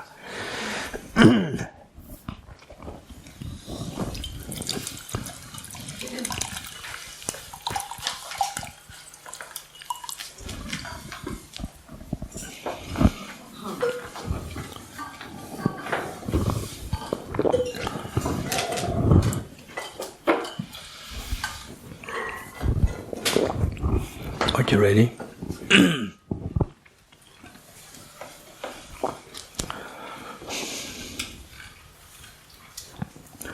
Bodhicitta is the aspiration or the desire, the wish to become Buddha for the benefit of all sentient beings. How to generate this? Of course, there are two methods: the sevenfold cause method and the method of realizing experiences of others. We have to do these two methods to generate bodhicitta if you truly want to feel the infinite happiness. Okay, here, because of the constraint of time, we'll do the four immeasurables. Immeasurable loving kindness. How good would it be that all my dear mother sentient beings are endowed with happiness and the causes of happiness. May all my dear mother sentient beings be endowed with happiness and the causes of happiness. The cause of happiness primarily consisting of self-grasping, ignorant, self-centered attitude, giving rise to the offshoots in the form of inappropriate tension, contaminate the afflictions and the contaminant karmas. I'll take the responsibility that all my dear sentient beings are are endowed with happiness. Endowed with happiness and the cause of happiness. Cause of happiness primarily the wisdom of emptiness, and the bodhicitta, the most beautiful mind of bodhicitta. The Buddhist Bodhisattvas witnessing the you make such courageous commitment, the intense happy and proud for you. Like the mother of all these many years of raising her children, today the eldest daughter and eldest son, who are so thoughtful and responsible children, they come to the mother, tell the mother, you have sacrificed everything for us, you've done everything. Please take rest. We are grown up, we'll take care of our siblings. The mother could not believe her eyes, and yes, this is exactly what is happening to all Buddhist Bodhisattvas. They're so proud and happiness. They're so proud and happy to see that you make such a courageous commitment to take the responsibility of giving the happiness and all causes of happiness to all sentient beings. This happiness and pride of the Buddhist Bodhisattvas invoke the compassion of niche minds to send for nectars very soothing lights towards you and all sentient beings. The mere touch of lights and nectars with the boxing beings of yours instills in all happiness and causes the happiness in the minds of sentient beings yourself.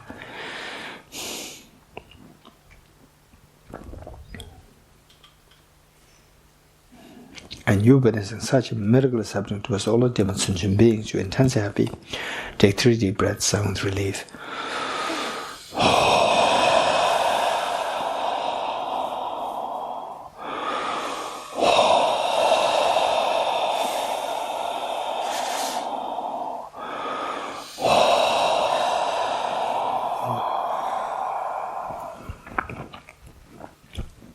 Next, immeasurable compassion. How good would it be that all my dear sentient beings are freed from suffering and the cause of suffering. May all my dear sentient beings be freed from suffering and the cause of suffering. All the suffering that we see in this world, the domestic violence, the wars, displacements of the people, financial crisis, COVID-19, and bully in the workplace, and the traumas of various kinds, illnesses, sickness, aging, and so forth, and their respective causes, contaminant karmas, afflictions, inappropriate tension, self-grasping ignorance, complemented by self-centered attitude. May all my dear sentient beings be freed from suffering and the cause of suffering. I'll take the responsibility that all my dear sentient beings are freed from suffering and the cause of suffering. The Buddhist Bodhisattvas, witnessing that you make such a courageous commitment, the intensely happy and proud of you, this pride and happiness invoke the compassion of omniscient minds to send for the next days of soothing lights towards you and all dear sentient beings. The mere touch of lights and nectars with the bodies of beings of yours washes away all the miseries and causes of miseries.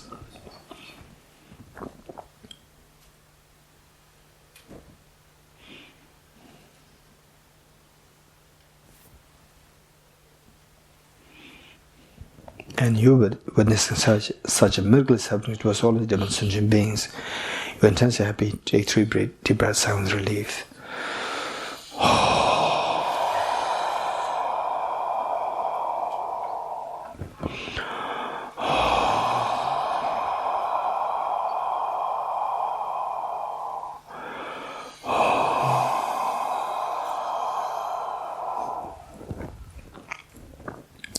There's immeasurable joy. How good would it be that all my demon sentient beings are never separated from happiness and the causes of happiness that they're endowed with. May all my demon sentient beings never be separated from happiness and the causes of happiness that they're endowed with. I'll take the responsibility that all my demon sentient beings are never separated from happiness and the cause of happiness that they're endowed with. The Buddhas and Bodhisattvas witnessing that you make such a courageous commitment, intensely happy and proud of you. This happiness and pride invoke the compassion of niche minds to send forth nectar is very soothing light towards you and all demon sentient beings. The mere touch less than nectar with the beings in yours stabilizes happiness. The beings and the heavens cause of happiness, the beings are endowed with.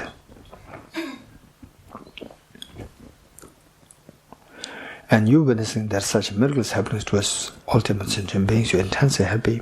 Take 3 deep breaths, sigh with relief.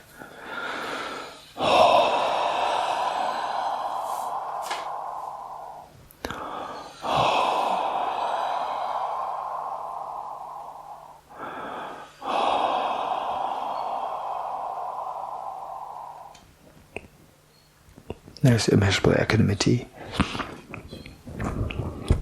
How good would it be that all my demon sentient beings are freed from the biased attitude of excessive attachment towards some and aversion towards others, and instead abide in the great state of equanimity, embracing all other demon sentient beings equally, leaving none aside. May all my demon sentient beings be freed from the biased attitude of excessive attachment towards some and aversion towards others. I'll take the responsibility that all my demon sentient beings are freed from the biased attitude of excessive attachment towards some and aversion towards others. The Buddhas and Bodhisattvas witnessing that you make such a courageous commitment, they intensely happy and proud of you. This pride and happiness invoke the compassion of niche minds to the central nectar of sweeping lights towards you and the ultimate sentient beings. The mere touch lights and nectars with the bodies beings yours. Frees the beings from the biased attitude of excessive attachment towards some and aversion towards others, instead making them abide in the great state of equanimity, embracing all other demon sentient beings equally, leaving them aside.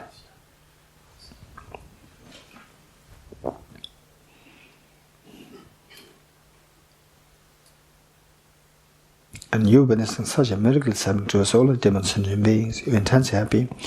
Take 3 deep breaths, sigh with relief.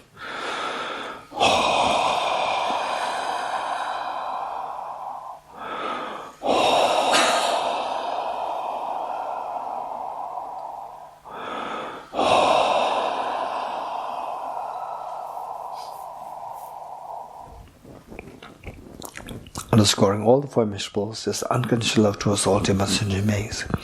Imagine that you are looking at the eyes of each of the sentient beings with so much love and affection, to the extent that each of the sentient beings, they feel your love and affection, they run into tears to feel your love and affection.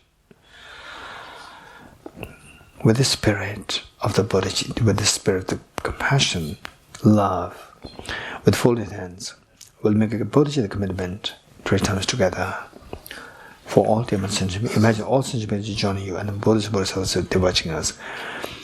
May all my dear mother sentient beings be free. May I become Buddha for the benefit of all my dear mother sentient beings.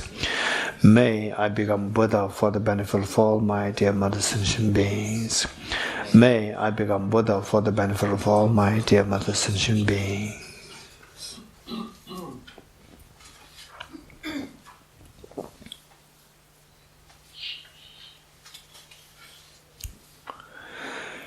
Okay, this is the most beautiful mind, the most appealing mind that possibly exists in this whole universe. And slowly transform this beautiful mind of bodhicitta into a spotless, clean, white moon disk, horizontally sitting in the heart. Okay, that's amazing that you made such a courageous commitment to become Buddha for the benefit of human sentient beings. But how can you become Buddha? They are since time immemorial till now. You did not become Buddha, and also that how do you know that you can become a Buddha? Don't expect oil come out of a handful of sand when squeezed. Yes, I'm not like a handful of sand. I'm like a handful of sunflower seeds, squeezing which oil does come out. Likewise, I have a Buddha nature within me. But why not? You have not become Buddha till now. Till now, I'm being deceived by the two demons, self-grasping and self-centered attitude. Today, I'm disillusioned by these two. I'm going to do everything to exterminate these two demons. What are you going to do? I'm going to resort to a very powerful remedy of the non-dual wisdom of emptiness of the Arya Bodhisattvas. What is that like? Okay, let's quickly retrieve the experience of emptiness, which meditate as the third seal. Okay, what are you doing? I'm meditating. And how does person appear to? As object real or like a dream that your mind is projecting it? Of course not like a dream. It is objectively there. This self-grasping ignorance. Okay. So let's remember what Arjuna said. If the self would exist objectively the way it appears, remember what Arjuna said. If the mirage were water, one knows those close by the mirage see water. If the self would exist objectively, why don't I see the self as closer to its object?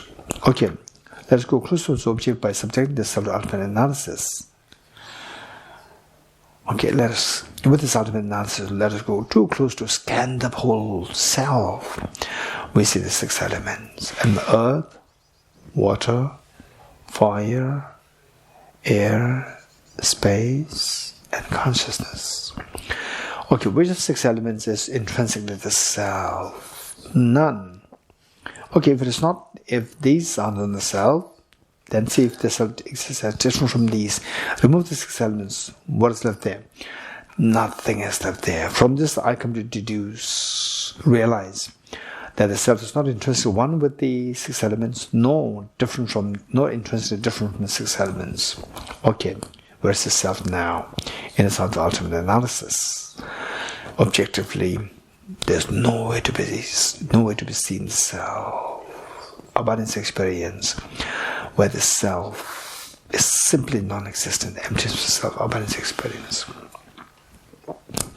Slowly transform this mind of the wisdom, the fearless mind of the wisdom of the emptiness, into a spotless, clean, time-size white Vajra, vertically sitting on the moon disk of the heart. Okay, you are so fortunate that you have the Vajra moon, symbolizing the 2 bodhicittas, conventional bodhicitta and ultimate bodhicitta. Conventional bodhicitta to exterminate the self-centered attitude, and the ultimate bodhicitta to exterminate the self-grasping ignorance and all its offshoots and the subtle stains. Okay, let's not forget your two parents, your children, all dear mother sentient beings severely suffering in samsara. Yes, you feel so much of intense compassion towards them.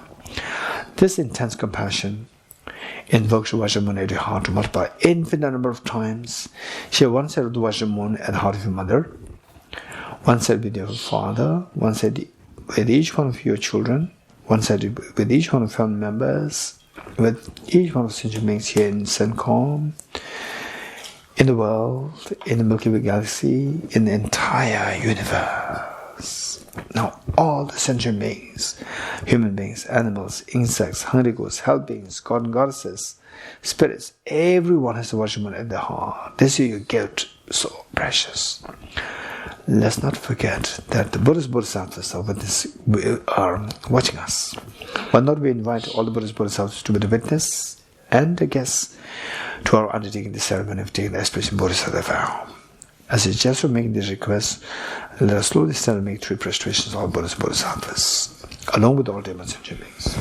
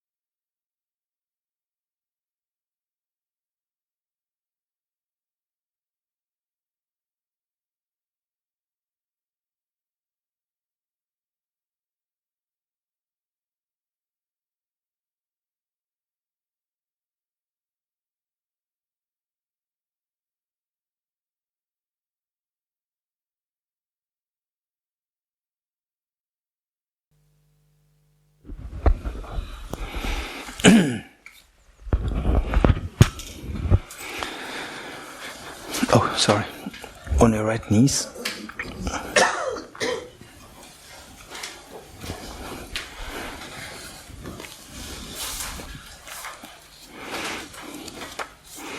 Page 50.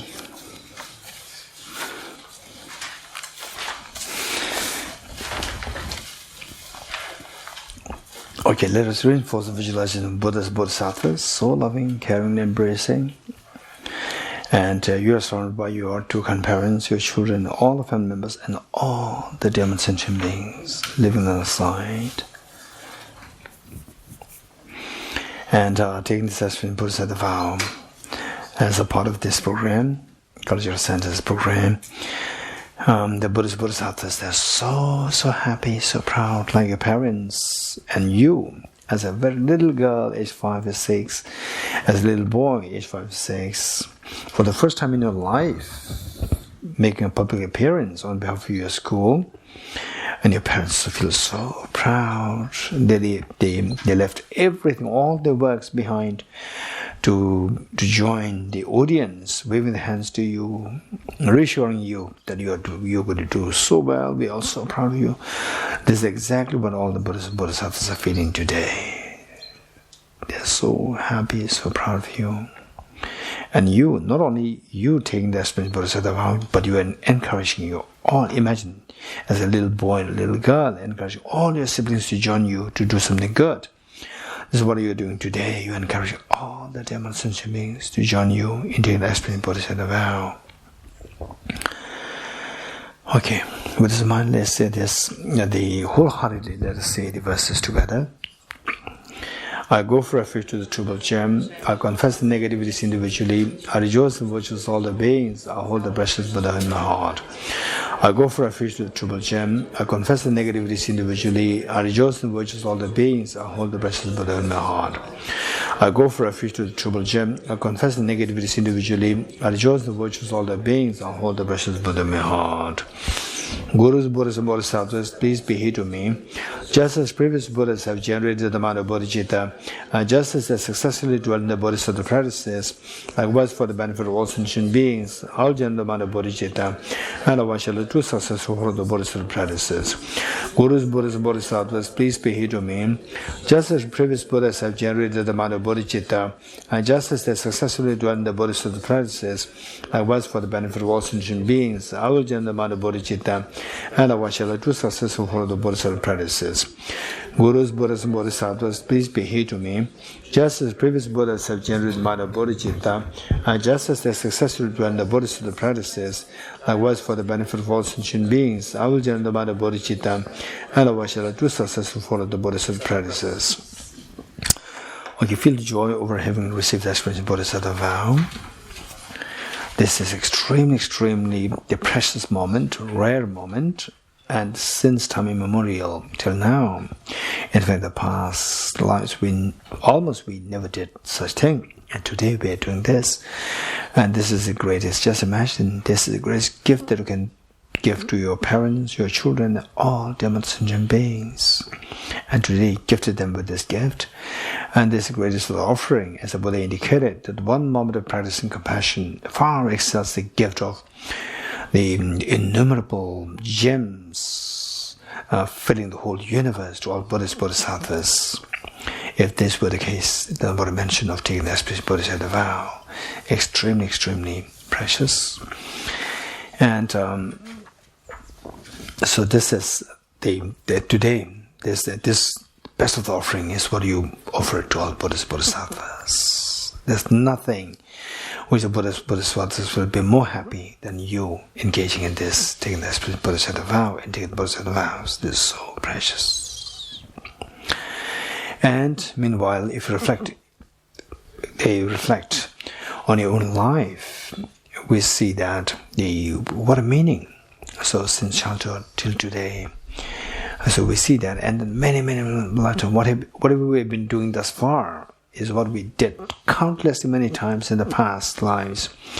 But what result is there is just nil. The result is nil. But today what we do is extremely meaningful, and this is what is meant by giving a meaning to your life. And today you have given this meaning to your life. You have extracted the greatest meaning out of life.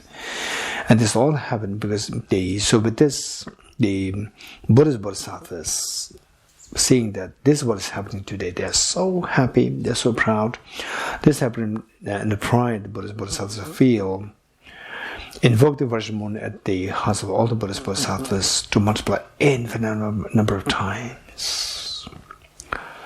Like rain shower, they descend to merge with the one that we visualize with the heart, thereby becoming non-dual, stabilized, and blessed.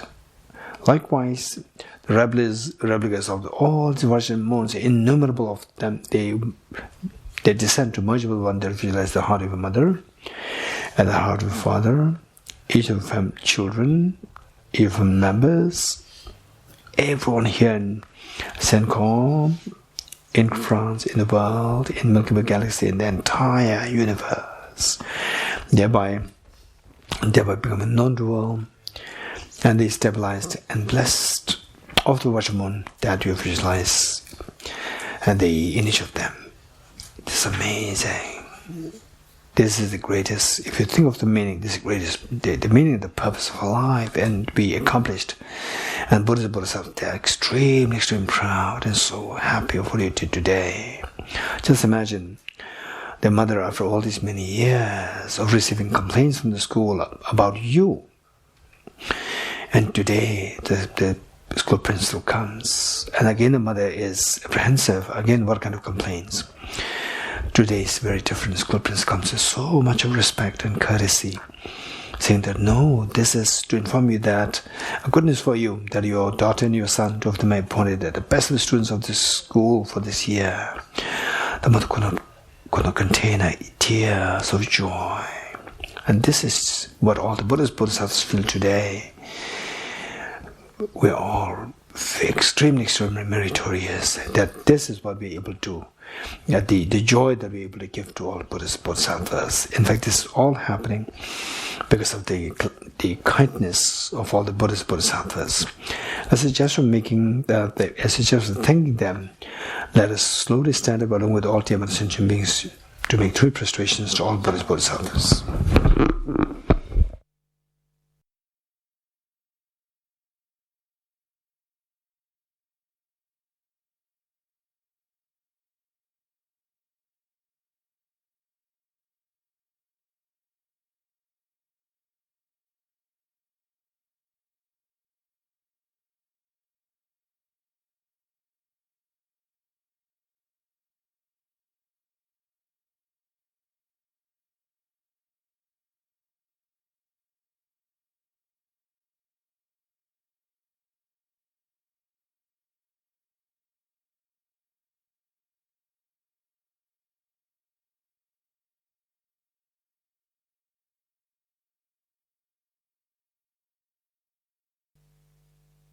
To one.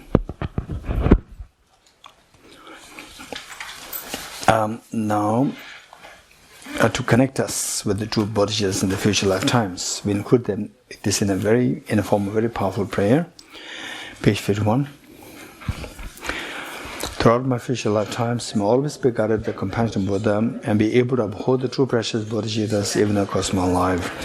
Throughout my future lifetimes, may I always be guided with the compassion of Buddha and be able to uphold the true precious bodhicittas even across my life. Throughout my future lifetimes, may I always be guided by the compassion of Buddha and be able to uphold the true precious bodhicittas even across my life. In order to further increase this bodhicitta from now on, those with discernment who have lucidly seized and awakened the mind of the bodhicitta in this way should highly praise in the following manner. Today my life has borne fruit. Having well obtained this human existence, I've been born in the family of the Buddha and now in one of Buddha's children.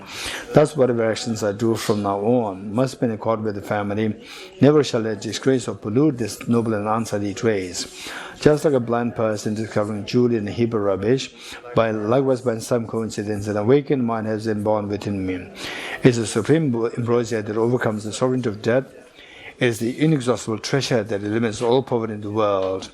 It is the supreme medicine that quells the world's disease. It is the tree that shelters all beings wandering entirely on the path of conditioned existence. It is the universal bridge that leads to freedom from unhappy stage of birth. It is the dawning moon of the mind that dispels the torments of disturbing conceptions. It is the great sun that finally removes the misty ignorance of the world. Is the quintessential butter from the churn of the milk of Dharma.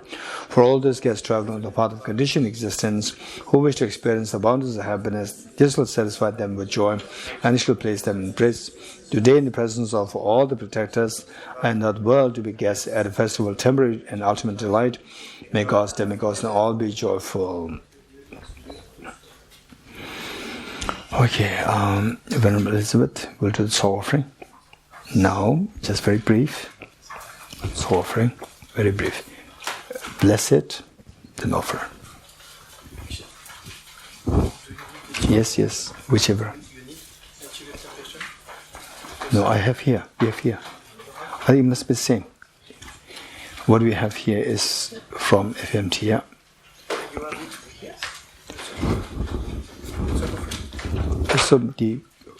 But we need the French.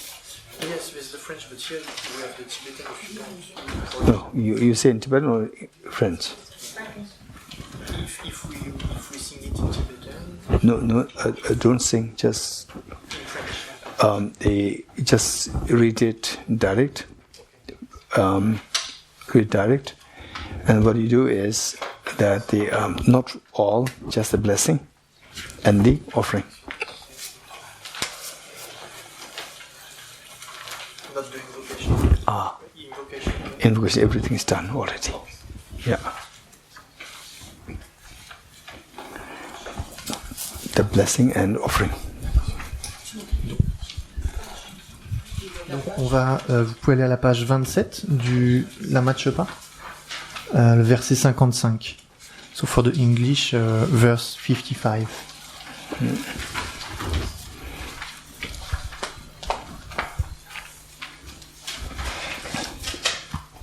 Donc on va faire en français on va juste lire. Oma, Oma, Oma, Oma. D'inconcevable nuages d'offrandes externes, internes et secrètes, ainsi que de substances samaya emplissent la terre, le ciel et l'espace jusqu'à leurs confins.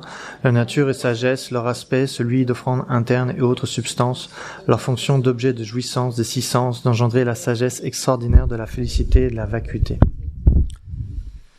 Et Maro, dans le vaste jeu de la sagesse primordiale, où tous les mondes sont des royaumes de Vajra et toutes les demeures de majestueux palais de Vajra, scintille un océan de nuages d'offrandes de Samantabhadra, riche d'une abondance de tout ce qui est plaisant et désirable. Les êtres ont la nature des Daka et Dakini, même les mots, confusion et souillure n'existent pas, tout n'est qu'une infinie pureté.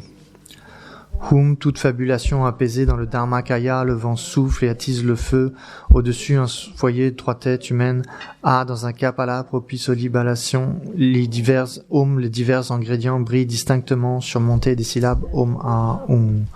Chacun resplendit d'une couleur vive, l'air s'agite, le feu flambe, les ingrédients fondent, puis bouillent dans une intense vapeur, des rayons de lumière émis à profusion par les 3 syllabes s'élancent dans les 10 directions et rapportent les 3 vajras et leur nectar qui s'absorbent dans leurs syllabes respectives. Celles-ci fondent en obrasie et se mélangent aux essences, purifiées, transformées et multipliées, Mao. Elles deviennent un océan scintillant de richesses désirables, Om Ahum, Om Ahum, Om Ahum. Donc, I continue invocation and offering. Donc l'invitation. Lama racine est délignée, ayant la compassion pour nature, assemblée de yidam, de déités, 3 joyaux de refuge, Daka, Dakini, protecteur et gardien Dieu Dharma, je vous convie en ce lieu d'oblation. Au milieu d'un océan de nuages d'offrandes externes, internes et secrètes, sur un magnifique trône de pierres précieuses, je vous invite à poser fermement vos pieds radieux. Suprême adepte, accordez-moi tous les siddhis désirés. So, in French also I do the 3 times in French. Yes, okay. Donc là on va faire 3 fois, du verset 63 à 67. On va faire 3 fois cette partie en français. Ô ce festin de nectar immaculé, transformé par concentration, mantra et mudra, je l'offre pour votre plaisir, lama racine et délignée, Om Ahum. Ravi de cette abondance qui comble vos désirs, Mao, faites pleuvoir un déluge de bénédictions. Ô ce festin de nectar immaculé, transformé par concentration, mantra et mudra, je l'offre pour votre plaisir, yidam, assemblée de déités et entourage, Om Ahum, ravi de cette abondance qui comble vos désirs, Mao, faites pleuvoir un déluge de siddhis. Ô ce festin de nectar immaculé, transformé par concentration, mantra et mudra, je l'offre pour votre plaisir, assemblée de précieux joyaux de refuge, Om Ahum, ravi de cette abondance qui comble vos désirs, Mao, faites pleuvoir un déluge de pur dharma. Ô ce festin de nectar immaculé, transformé par concentration, mantra et mudra, je l'offre pour votre plaisir, assemblée de dakini et protecteurs du dharma, Om Ahum, ravi de cette abondance qui comble vos désirs, Mao, faites pleuvoir un déluge d'activité. Ô ce festin de nectar immaculé, transformé par concentration, mantra et mudra, je l'offre pour votre plaisir, assemblée de mers obscurcies, Om Ahum, ravi de cette abondance qui comble vos désirs, Mao, que cesse apparence trompeuse et souffrance. Donc on revient page 29, verset 63. Shall I use? We use this one. Huh? No, again 2 times, but should we use the... No, for the... No, only one, okay. That's right, yeah. Yeah, use. Ô ce festin de nectar immaculé, transformé par concentration, mantra et mudra, je l'offre pour votre plaisir, lama, racine délignée, Om Ahum, ravi de cette abondance qui comble vos désirs, Mao, faites pleuvoir un déluge de bénédictions. Ô ce festin de nectar immaculé, transformé par concentration, mantra et mudra, je l'offre pour votre plaisir, yidam, assemblée de déités et entourage, Om Ahum, ravi de cette abondance qui comble vos désirs, Mao, faites pleuvoir un déluge de siddhis. Ô ce festin de nectar immaculé, transformé par concentration, mantra et mudra, je l'offre pour votre plaisir, assemblée de précieux joyaux de refuge, Om Ahum, ravi de cette abondance qui comble vos désirs, Mao, faites pleuvoir un déluge de pur dharma. Ô ce festin de nectar immaculé, transformé par concentration, mantra et mudra, je l'offre pour votre plaisir, assemblée de dakini et protecteurs du dharma, Om Ahum, ravi de cette abondance qui comble vos désirs, Mao, faites pleuvoir un déluge d'activité. Ô ce festin de nectar immaculé, transformé par concentration, mantra et mudra, je l'offre pour votre plaisir, assemblée de mers obscurcies, Om Ahum, ravi de cette abondance qui comble vos désirs, Mao, que cesse apparence trompeuse et souffrance. Donc une dernière fois, verset 63, page 29. Ô ce festin de nectar immaculé, transformé par concentration, mantra et mudra, je l'offre pour votre plaisir, lama racine et délignée, Om Ahum, ravi de cette abondance qui comble vos désirs, Mao, faites pleuvoir un déluge de bénédictions. Ô ce festin de nectar immaculé, transformé par concentration, mantra et mudra, je l'offre pour votre plaisir, yidam, assemblée de déités et entourage, Om Ahum, ravi de cette abondance qui comble vos désirs, Mao, faites pleuvoir un déluge de siddhis. Ô ce festin de nectar immaculé transformé par concentration, mantra et mudra, je l'offre pour votre plaisir assemblé de précieux joyaux refuges. Om Ah ravi de cette abondance qui comble vos désirs. Et Mao, faites pleuvoir un déluge de pur dharma. Ô ce festin de nectar immaculé transformé par concentration, mantra et mudra, je l'offre pour votre plaisir assemblé de dakini et protecteur du dharma. Om Ah ravi de cette abondance qui comble vos désirs. Et Mao, faites pleuvoir un déluge d'activité. Ô ce festin de nectar immaculé transformé par concentration, mantra et mudra, je l'offre pour votre plaisir assemblé de mers obscurcies. Om Ah ravi de cette abondance qui comble vos désirs. Et Mao, que cesse apparence trompeuse et souffrance. De l'âme. Et Mao, ce grand banquet rituel, source de tous les siddhis, et la voie empruntée par les Sugatas des trois temps, grands héros qui le comprenaient et avaient abandonné l'esprit conceptuel, savuraient continuellement ce festin. Ah là là, oh.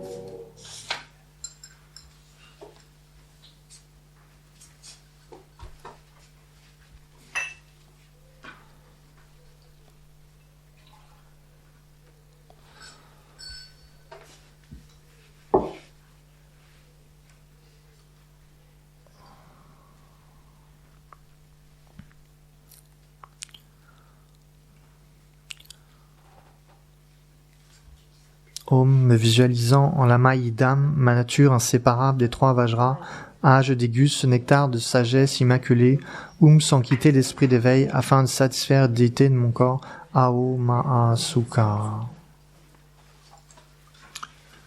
The Dakini song we do also? Dakini song? Spring Queen? In French also? Or French, yes.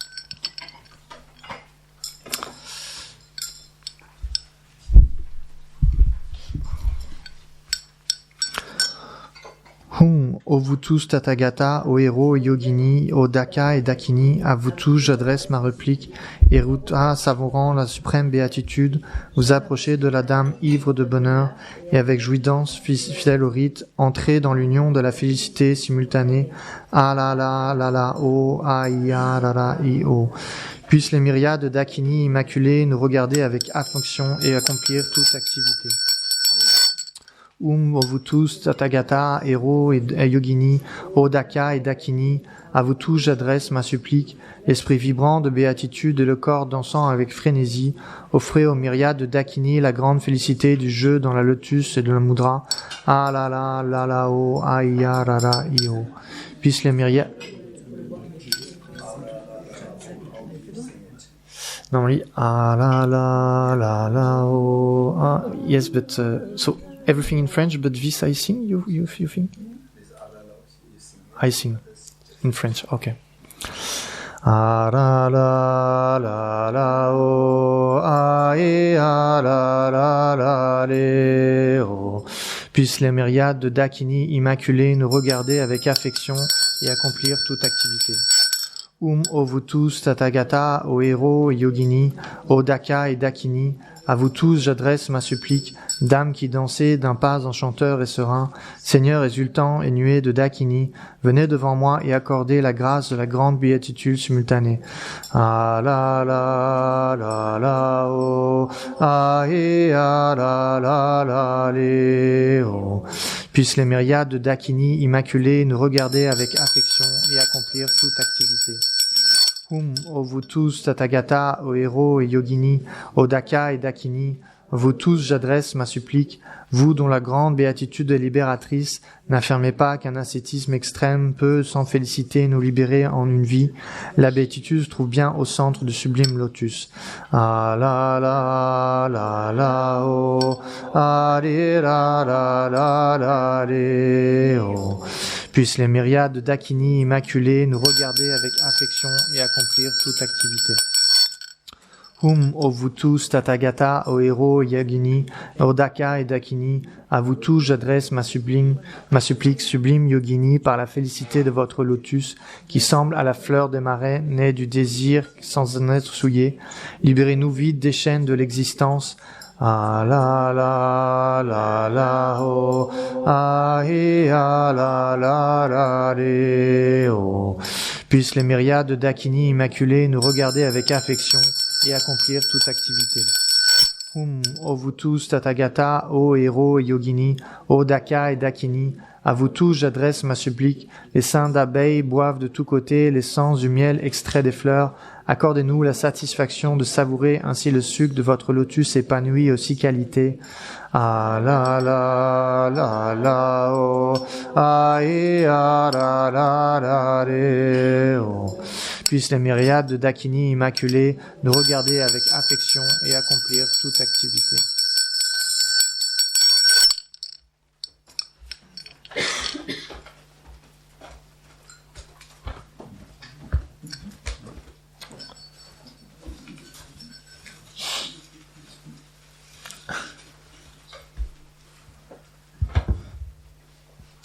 Si des personnes veulent aider à distribuer, vous êtes bienvenus.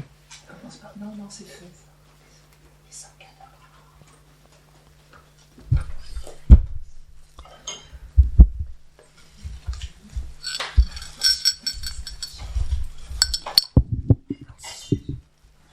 Merci.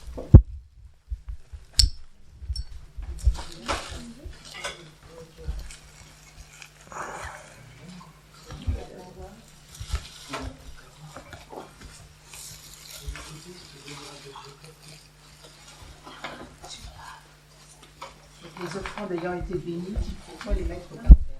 Essayer de les mettre sur un coussin.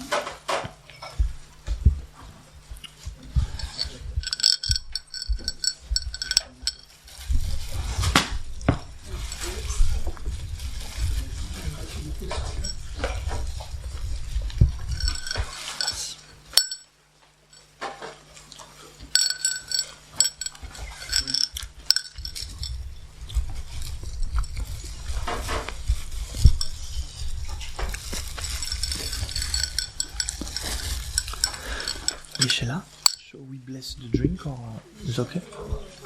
We bless the drink. On peut bénir la boisson.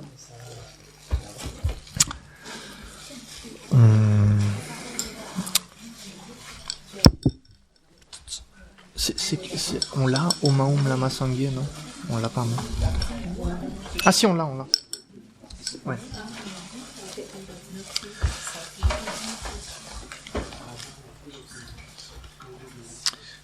Au début, on a le verset Lama Sangye. Ouais. Donc, vous pouvez prendre page 7 du livre, page 7 of the English book. Lama Sangye, je sais pas en français, quelle page? C'est au tout début, après un petit peu, la page d'après, le mantra Omye Dharma et tout, Prabhava et tout. La page d'après, Lama Sangye, Lama Che. Donc, à la place de Chaselo, on dit Che par boule. Che par boule, ça veut dire je vous offre la boisson. En français non, c'est pas. Enfin non, là c'est dans le livre normal qu'on utilise d'habitude. Page 7 en anglais. 7.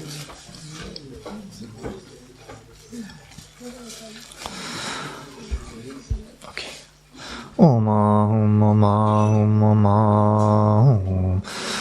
Lama Sangye Lama Chedeshi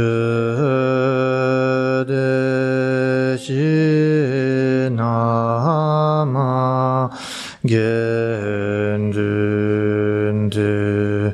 Kuinge Jepo Lama Lama Namla Chepa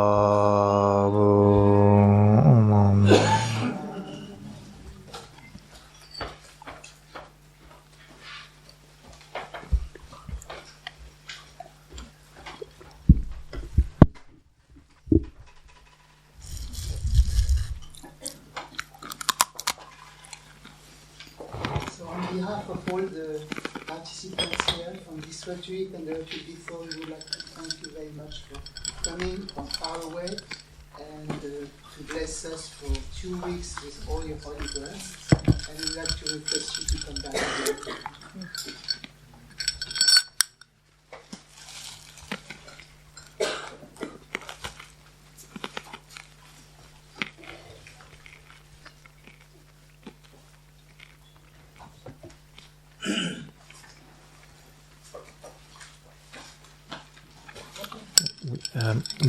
De remaining tsog. Il y a quelqu'un qui s'occupe des restes du tsog? Oui, oui. Attends, je vais faire des offrandes. Ah d'accord. Donc, vénérable Lotsarois, merci beaucoup pour ton infatigable dévotion, ta générosité et ta pratique d'un exemple.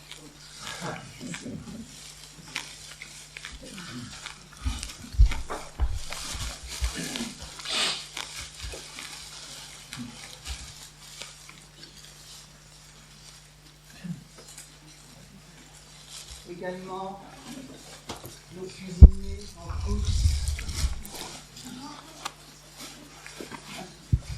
Merci beaucoup. Merci beaucoup.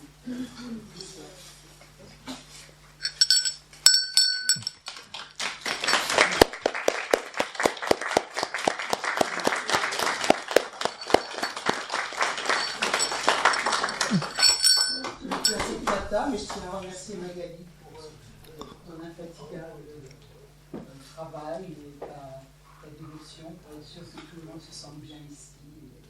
Voilà, pas pleurer. Voilà.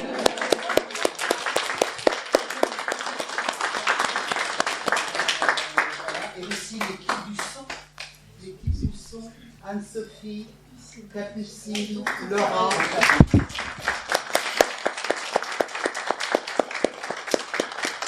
Merci à vous tous d'être venus.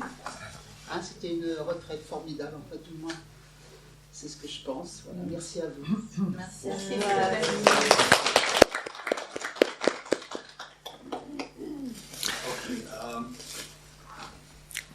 Before we do the end part of this, we'll do the dedication prayer also. Dedication. We do the remaining tsog offering or not? No, of course these do. Ah yeah. After this, then the dedication, normal dedication will do. Okay, before I just like to say a few words.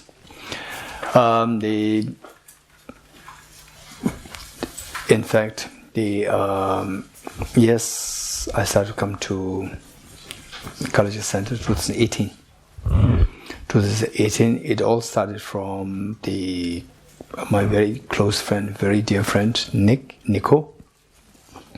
And he attended the first teaching in Rudenshut in Bulgaria. And then he approached me separately, not for this teaching, but for his personal guidance. And from there, I just sense that, okay, he's from some center which is the well-established. I could feel that from the conversation, that there's a great degree of warmth and experience. And then after a while, he sent me an email asking if I can come to France after some months of the retreat. And then this is how I came in contact with Kalachakra Center and Venerable Elizabeth. And so coming here and then learning about the Venerable Elizabeth's contribution to the Buddhism, particularly I would say that with the proper structured Buddhism, I'm really very impressed, and her dedication. You can see this, and it's not just like 2, 3, 4 years. It's all these like many 50 years, almost 50 years. So let's pray that Princess Elizabeth, who worked so hard for all these many years for Dharma, for sentient beings, that she has good health, that her Dharma practice is very successful, and that in the many future lifetimes that she be able to be of the service to the Dharma and sentient beings, even on a larger scale than what she did amazingly in this life. And that her journey of the Gade, Paragade, of course, will be very swift. Whether you pray or not, hers will be very swift, because there's a tremendous accumulation merit. Her sacrifice and all this is so precious. I really congratulate thee. Thank you for all these great service to the Buddha Dharma. And let us pray that in the cultural centers are part of FPMT. And FPMT, we can see that the Lama Subaramachin,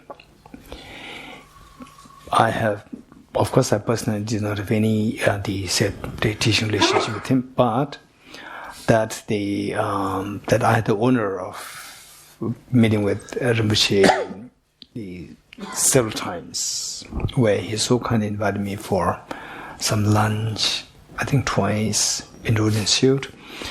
So from there I could feel the warmth.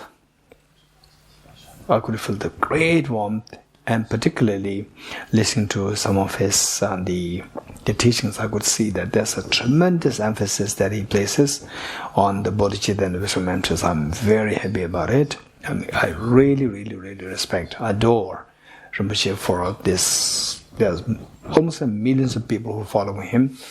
FPMT, such a large network. And let us pray that he is an incredibly great example, a great inspiration, great blessings for the humanity. Let us pray that Rinpoche lives long and that his wish is fulfilled for spontaneity. So meanwhile, let us also think that for the Buddhism in the world, and particularly the people who have benefited, so many people, intellectuals have benefited, great intellectuals, scientists, they have benefited, and practitioners have benefited, and that the common people have benefited, so many people have benefited, otherwise secular people have benefited on this extremely large scale all over the world. That's all happening because of His Holiness the Dalai Lama, and I'm sure many of you, somehow you're connected to the Dharma through initially having read the book of His Holiness. So this is what happened. And His Holiness is not only for Buddhism, not only for the Tibetans, not only for the Buddhists, but it's for the whole world.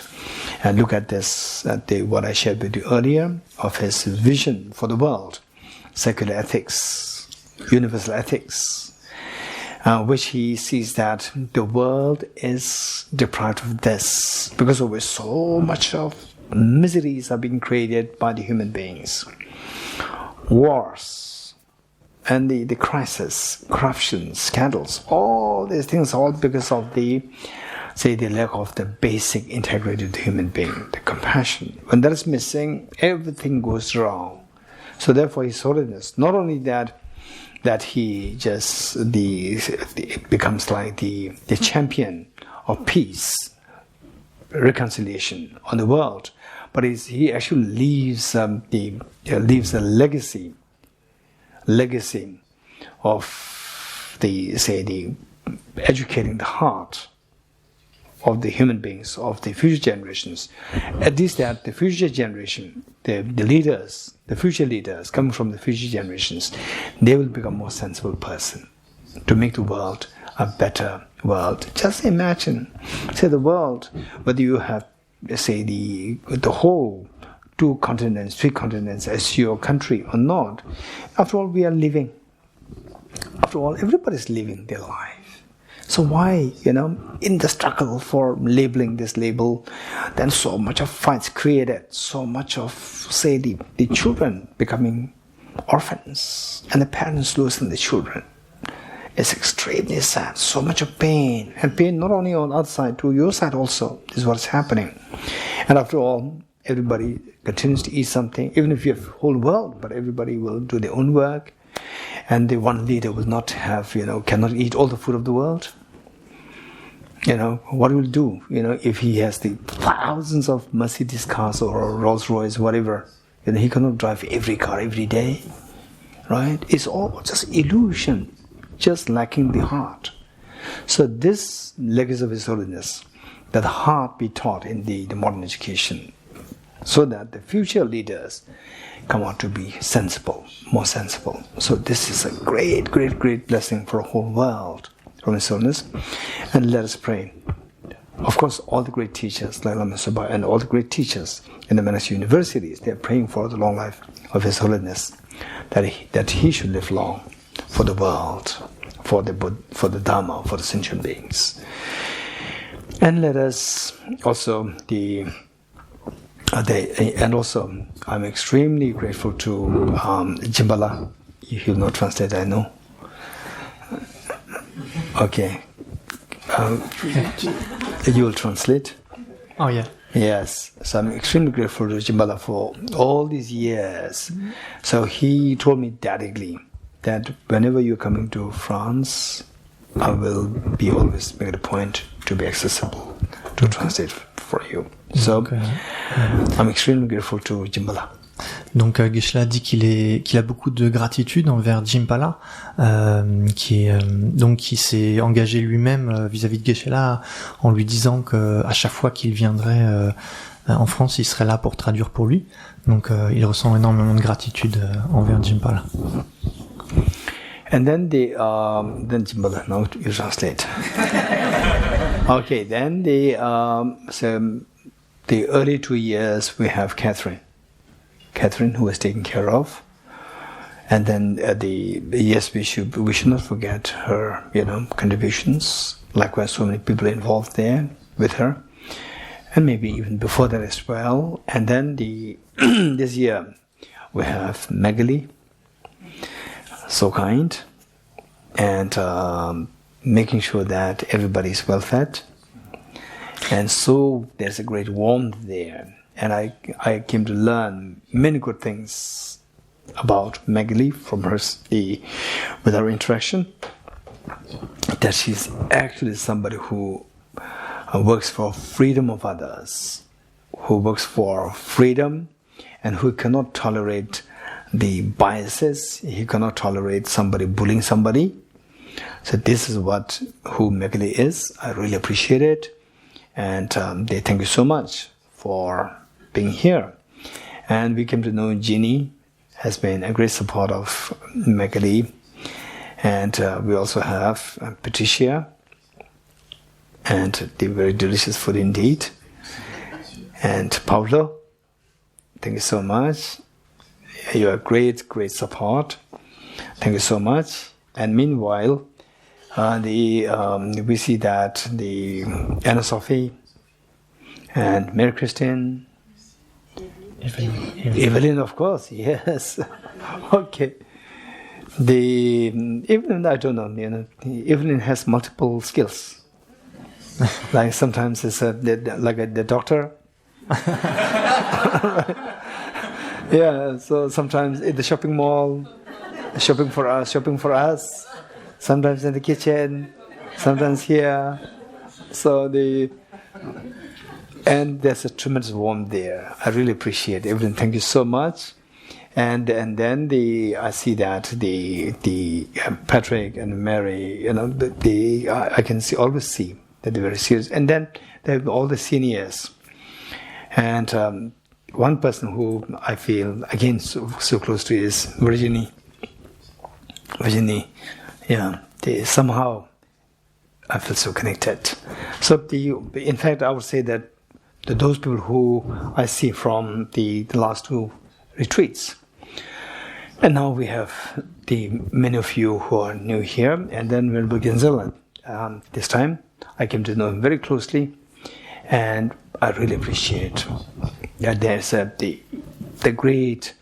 the humanity there, warmth there, and I can see that there's a perspective.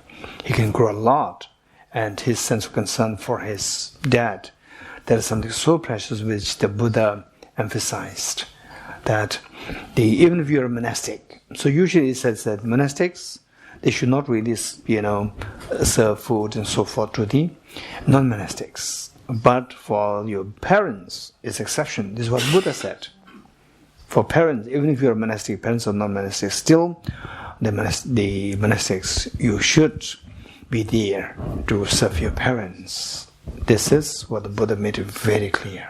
Okay, then under the situations where the non-monastic, if they're sick, monastics should go to help, go to serve, go to eat food. That's perfect. Where the both sides are very healthy, and then the layperson just sitting like this, and the monastic, this is where the layperson would exhaust so much of your merit. So we should be very careful.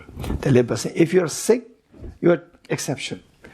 And if you're doing something very important where you don't really get time for food and so forth, then, and that too for dharma, and then the monastics give you food, and that's perfect, that's fine.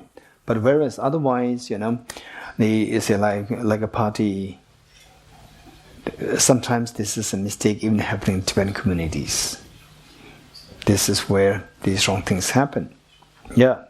So the lay people, they just sit nice, stay comfortably, and the monastics they're serving food, tea, and so this is very wrong. So where the lay people, your so much of merit gets exhausted because of that. We should be very careful to make sure that for the monastics, pay respect. Right? Okay. So this is very important. So with this in mind, in other words, in other words, I feel a great admiration in Kalachakra Center, not for any other reason. As seeing Venerable Elizabeth really working on the wholeheartedly, totally for the center, no expectation in return. This is what I can see. This is so beautiful. And all of us here, in whatever capacity that you can be of, as I said earlier, there is Geshe Damdul Mahamoudra there. You are very fortunate. Let's not forget it.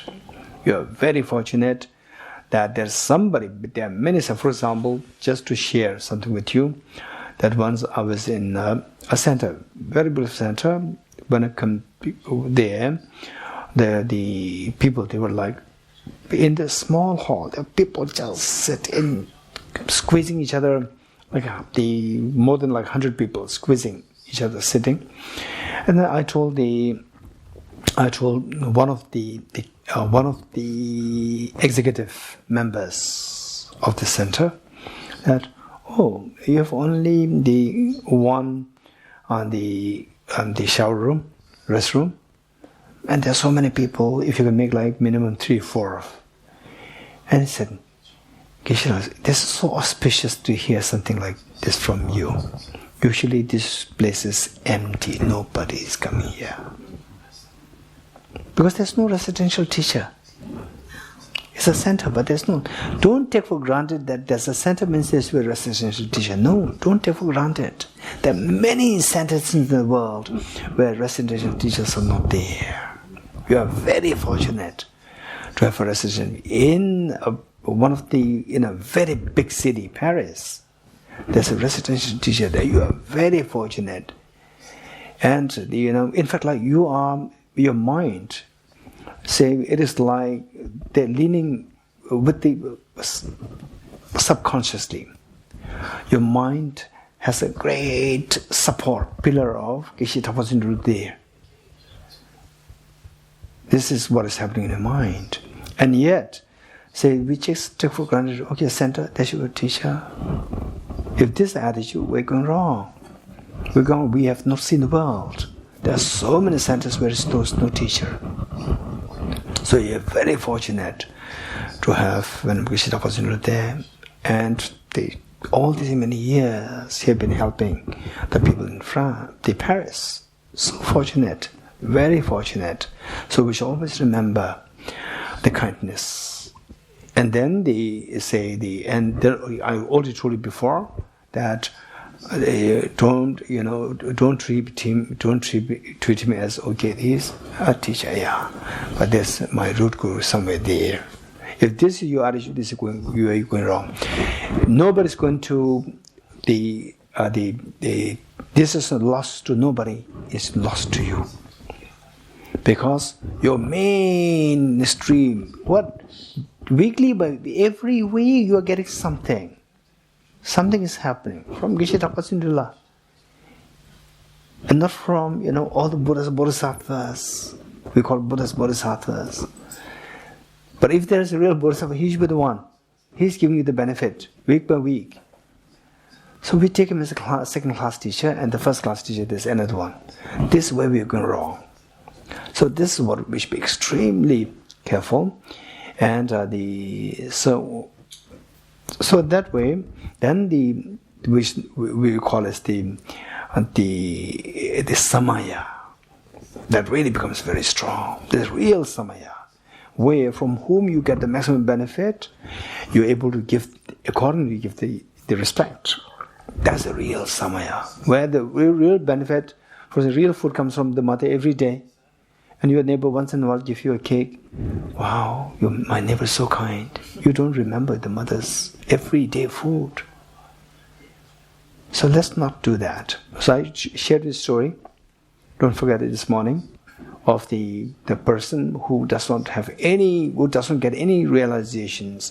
After all these many years of practice, finally he consulted one great learned teacher, and the teacher asks you, in your merit field, have you been visualizing the first person who taught you the Dharma? Means in the case of Tibetans, it's the ABC, that is just for the Dharma. In your case, the first person who taught the Dharma to you. And he said, no. Then the teacher said, you include that person who taught you the first syllable of Tibetan, the Tibetan alphabets to you as the main figure in the merit field. And visualize all other Buddhas, Bodhisattvas, all the other teachers as his emanation, the one who taught you the first Dharma as the main teacher. He did it, and instant spiritualization started to grow in him. So this is where we should know, particularly here, the Culture Center. I'm saying this in Tibet House. I never say these things because Tibet House and here is very different. Tibet House I see is more as an academic institution. Because this is more like the institution of all the Tibetans, headed by His Holiness the Dalai Lama. It's not just of a religious sect, but here it's purely for spiritual purpose. Yeah, so this is slightly different, and I'm sharing this with you. That is very important, and in fact, when you come to a point where now is the time for me to really take somebody as serious as my teacher. When you reach that level, then like Geshe Damdul as the main teacher, where all the other teachers are like his emanations. This is what you have to visualize. See, in my case, I have so many teachers. I don't see that one teacher is the higher throne, small teachers is the lower seat on the floor. No, I see all of them equally sitting on the same throne. Whether with a label, without label. I have many teachers with label, without label, conventionally in the society. Big labels, no labels. For me, there's no difference. They're all same. Because I should be benefited. I benefit from all these teachers equally. So this is how we should think of. Okay, good. So now finally, a takeaway for my side is that that in your practice, say if you don't do practice, just see if you can do some practice, be it like 5 minutes, 10 minutes a day. Meanwhile, focus more on your studies. Focus more on studies. Whatever time you spend on your dharma, out of these, like minimum 60-70% must be spent on studies at this stage. Most of you. Then, particularly those who are new to dharma, you must spend 67% on your studies. Don't get carried away, swayed by some other people saying that what are you doing, studying all the time, no practice. Don't just ignore all these things. Finally, you must, let's say we have His Holiness the Dalai Lama, what advice he gives. Study the Dharma. Know the Dharma. Eventually, you should become the master of yourself to decide what practice should I be emphasizing on. The Buddha said, you are the master of yourself. Who else is there as your master? The one who tames one's mind is liberated and is a wise person. This is what the Buddha said. This is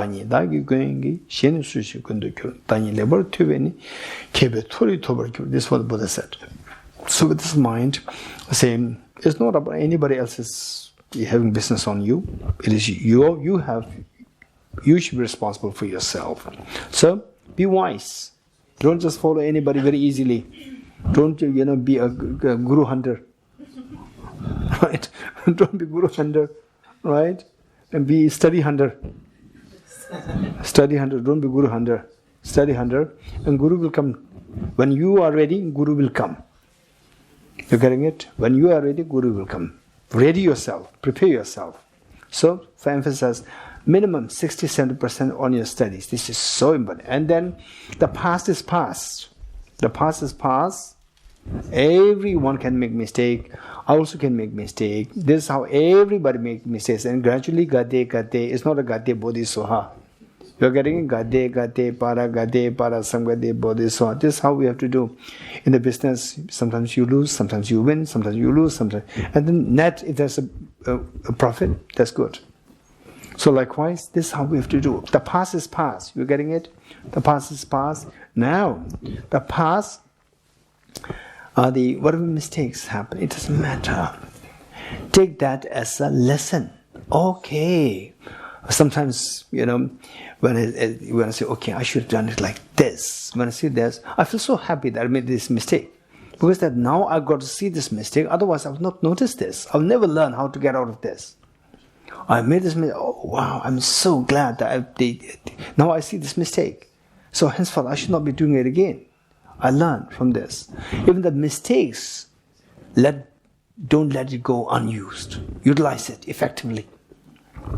Right? From the mistakes, we learn not to repeat it and how to overcome this mistake. Gade. Which means we are not bodhisattva. Which means we have mistakes. We have to grow. You're getting it? Okay, this is how we have to go. And be happy. This is the most important thing. Be happy. As a practitioner of Dharma is not to make you unhappy.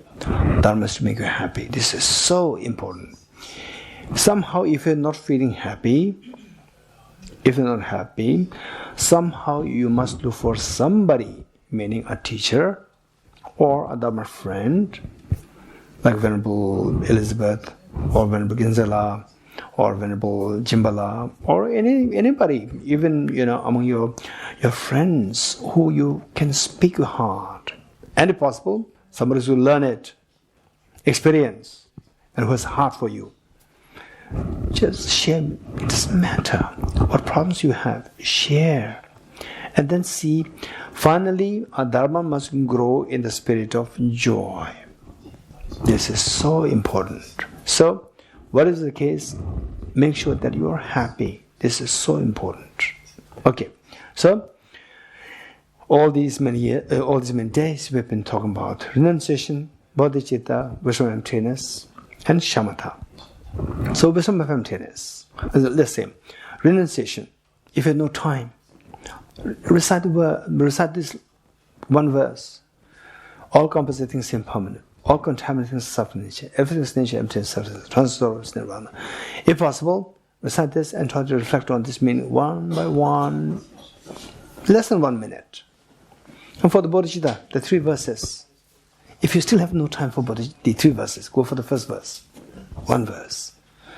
I go for refuge in Triple Gem. I confess the negativities individually. I rejoice the virtues of all the beings. I hold the present Buddha mind. Say this and wholeheartedly may I become Buddha for the benefit of all sentient beings. I don't think you will not have time for this.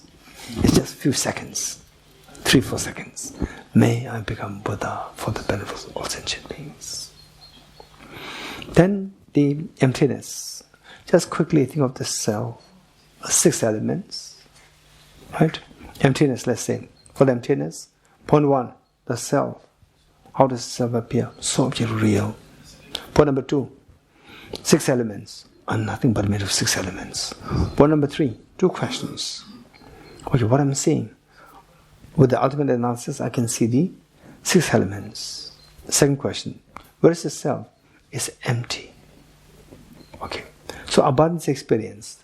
Number 4, which is space like emptiness. There's self dissolved, sense experience. And then come out. Again, self comes back.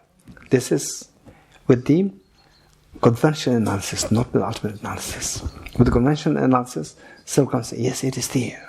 That is illusion like emptiness. 5 points. Emptiness. Finish. Then dedication. 1 verse. Right? 1 verse dedication. Or if you have time, 2 verse, 3 verse. If you have no time, 1 verse, and then leave. It'll take maximum 7 minutes. In some cases, 5 minutes. That's it. This one you can include on a daily basis. At least next life, I don't know whether you'll become Buddha, but for sure you'll be connected with Kalachakra again. Kalachakra Center again, next life. Right? And then next life, somebody teaches that, yeah, yes, very familiar. Right? Because it's familiar, it's easy for you, then you'll make it 10 minutes. Right? If you want faster, then you have to, instead of 5, make it 10 minutes now. Next year will be 20 minutes. Right? So this is how we will grow. Okay, this is, be happy. This is my point. Be happy. If you feel unhappy, because of Dharma, doing Dharma practice, somehow if you feel for whatever reason, sometimes even at the center you can have, say, when people come together, there can be a little bit of conflict here and there, friction here and there, these things can happen. They can all be resolved, right? They don't just keep in your mind, they just as a resentful mind, not sharing with anybody else. Don't do that, right? If you feel, say, unhappy for whatever reason, always share this with somebody and find the purposes.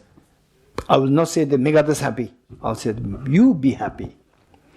Only if you are happy, then you have happiness to export to others. If you are not happy, you cannot make others happy. So yourself, you must be happy. This is my request. And I can see, of course, that when you're at your workplace, when you're at home, environment is going to be very different from here in culture. Here in culture, you see that everybody's talking to each other. It's so beautiful.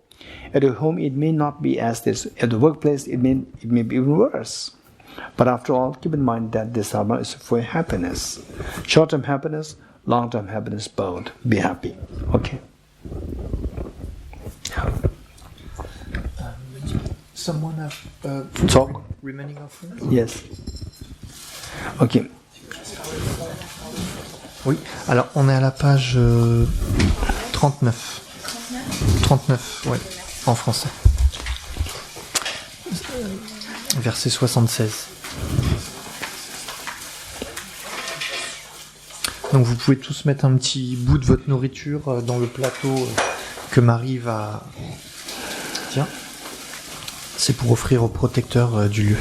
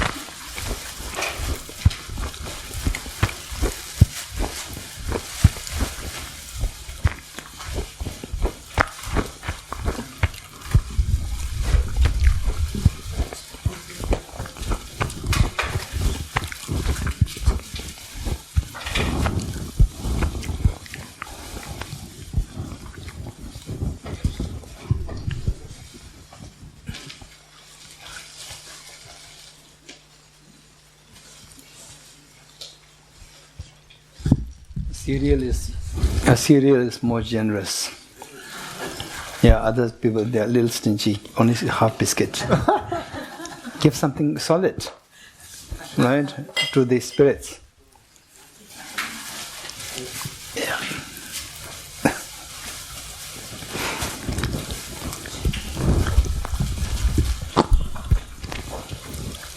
And some people, in other centers, this is what I noticed. Some people, what they do is that, I don't know who taught them, is that they have to eat it and whatever they add, half they give. Right? These are all the blind faith. Just give something nice.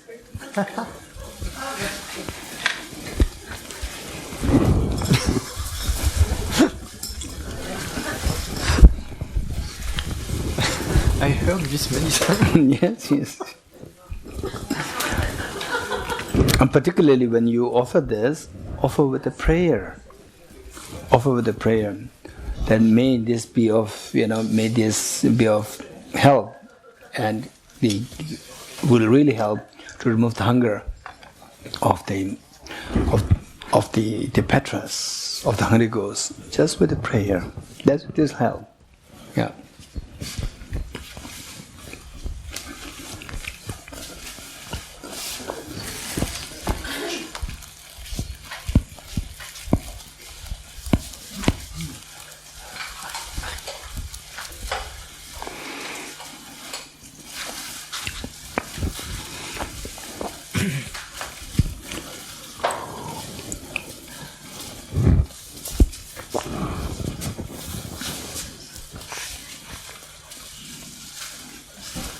It's not for Geshe, it's for the protector. Normalement, t'es vers la sortie. Tu regardes vers la sortie. Oui. Oui, parce que c'est pas pour les Bouddhas, c'est pour les. Yes. Voilà. And you can slowly go down. Et après, je récite et après tu peux y dire.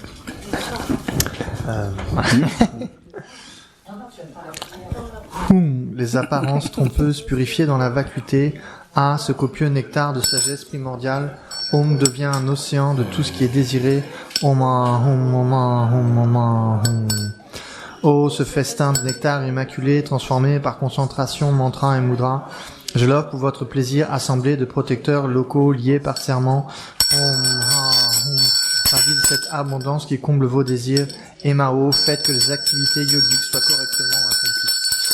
Ô invités restants et votre entourage, acceptez cette offrande de relief du banquet et faites que prospère la précieuse doctrine et ses détenteurs, bienfaiteurs, officiants et assistants, et qu'en particulier, nous, les yogis, possédons la longévité, santé et pouvoir, renommée et bonne fortune, ainsi qu'abondance de richesse.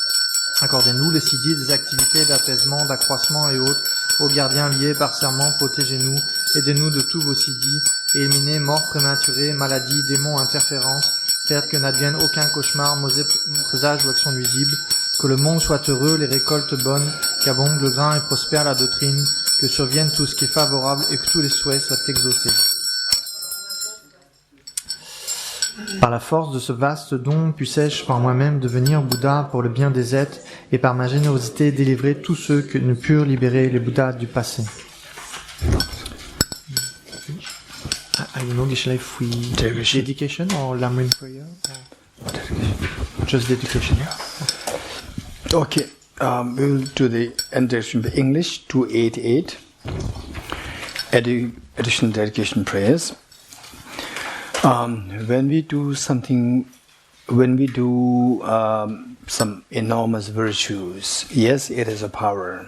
And then dedicating this properly will be of great benefit, so that the virtues will not be degenerated or not damaged. So as I said earlier, let us dedicate Meditaskata, that His Holiness the Dalai Lama, the true source of joy and happiness on this earth, that he lives long and that his wishes will fulfill spontaneously, and particularly the legacy that he has for the world, that is the dissemination of the universal ethics in the modern education system, so that future leaders, and even everywhere in every the facet of the world, be it amongst the commoners or the leaders or the teachers or the company employees, everyone become more sensible, and that they live in the spirit of integrity, love and affection, concern for the world. So may this vision of the soulness fructify in the world very soon. And let's also pray that all the the great the teachers like Lama Subramanian and all, for example, like my teachers in the monastery universities, the incredibly great, the source of the wisdom, the great source of philosophy, psychology, practice, compassion. May all these great teachers live eternally long, and that their wishes be fulfilled spontaneously.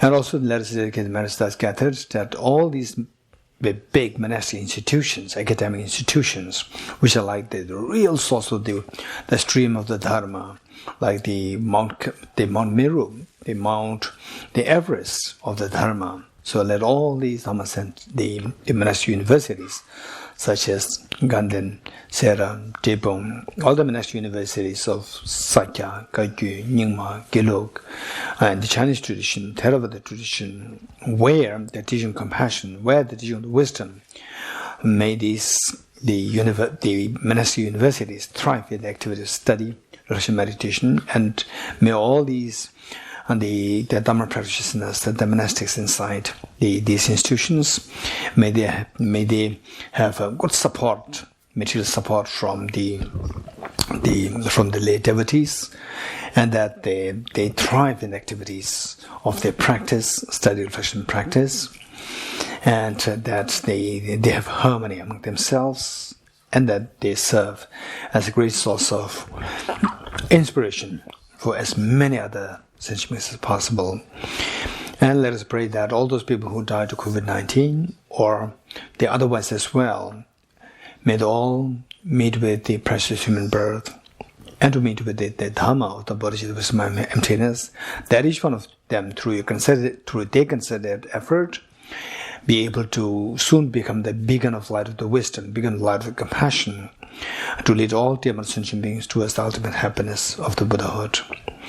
And may I personally dedicate the merits thus gathered, that each one of you, through your concerted effort in the practice of the Dhamma, be able to soon see the dawn of the bodhicitta and the wisdom of emptiness within you, that each one of you becomes such a reliable guide to lead all demon sentient beings towards ultimate happiness. May the teaching of the bodhicitta flourish. May the teaching of the wisdom of emptiness flourish in the minds of all demon sentient beings present in the future. Okay, with this in mind, let us do the following the prayers. In the land, circle and by snow mountains, you are the source of all happiness, good, all powerful, generous, Tenzin Gyatso, please remain until samsara ends. Just as the brave Manjus share in some of the true realized things they are, also I dedicate all these merits in the best way that I may follow the perfect example. I dedicate all these roots of virtue with the direction praised as the best by all the Buddhas who appear in 3 times, so that I might perform the noble Bodhisattva's deeds. Chanju Samjo Rembo Che Ma Ge Ba Nam Ke Gyoro Che Ke Ba Nyam Ba Me Ba Yang Kone Kondo Pe Marai Sho. May the Supreme Bodhicitta that is not risen and rise and grow, and may that which is arisen not be diminished but increase forevermore. As long as space remains, as long as sentient beings remain, until then may true remain to dispel the miseries of the world. Due to the merits of these virtuous actions, may I could attain the state of Guru Buddha and lead all beings without exception into that enlightened state. I dedicate the merit thus gathered towards the realization of the deeds and the prayers of all the Buddhas and Bodhisattvas for 3 times, and to the upholding the Dhamma of teaching realization. May I in all lives, through the force of this merit, never separate from the 4 wheels of the Mahayana vehicle, and accomplish all the stages of the path, renunciation, bodhicitta, perfectly in the 2 stages. With the wish to free all beings, I shall always go for refuge to the Buddha, Dhamma, and Sangha until I reach full enlightenment. Inspired by wisdom and compassion, today in the Buddha's presence, I generate the mind of full awakening for the benefit of all sentient beings. I go for refuge to the Triple Gem. I confess the negativities individually. I rejoice the virtues of all the beings. I hold the precious Buddha in my heart. By the power of practicing and supplicating to you, may all be free from sickness, poverty, and conflicts, and may Dhamma and the auspicious proliferate in all the places where we abide.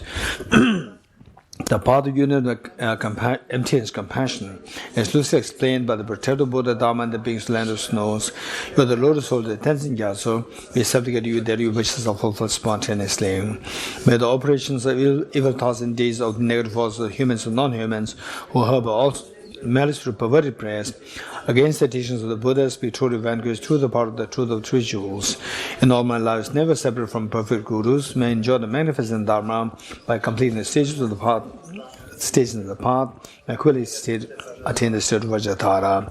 Throughout my future lifetimes, may always be guided by Ven Geshe and be able to uphold the Dharma in general and the teachings of independent nourishment in particular, even across my life.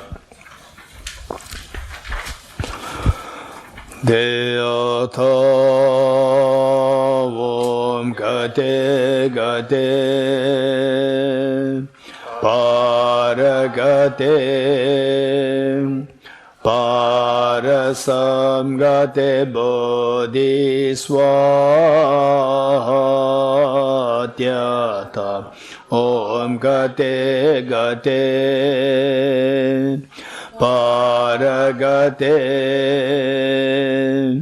Parasam Gate Bodhiswatyata Om Gate Gate Paragate Parasam Gate Bodhiswatyata Om Gate Gate Paragate Parasam Gate Bodhiswatyata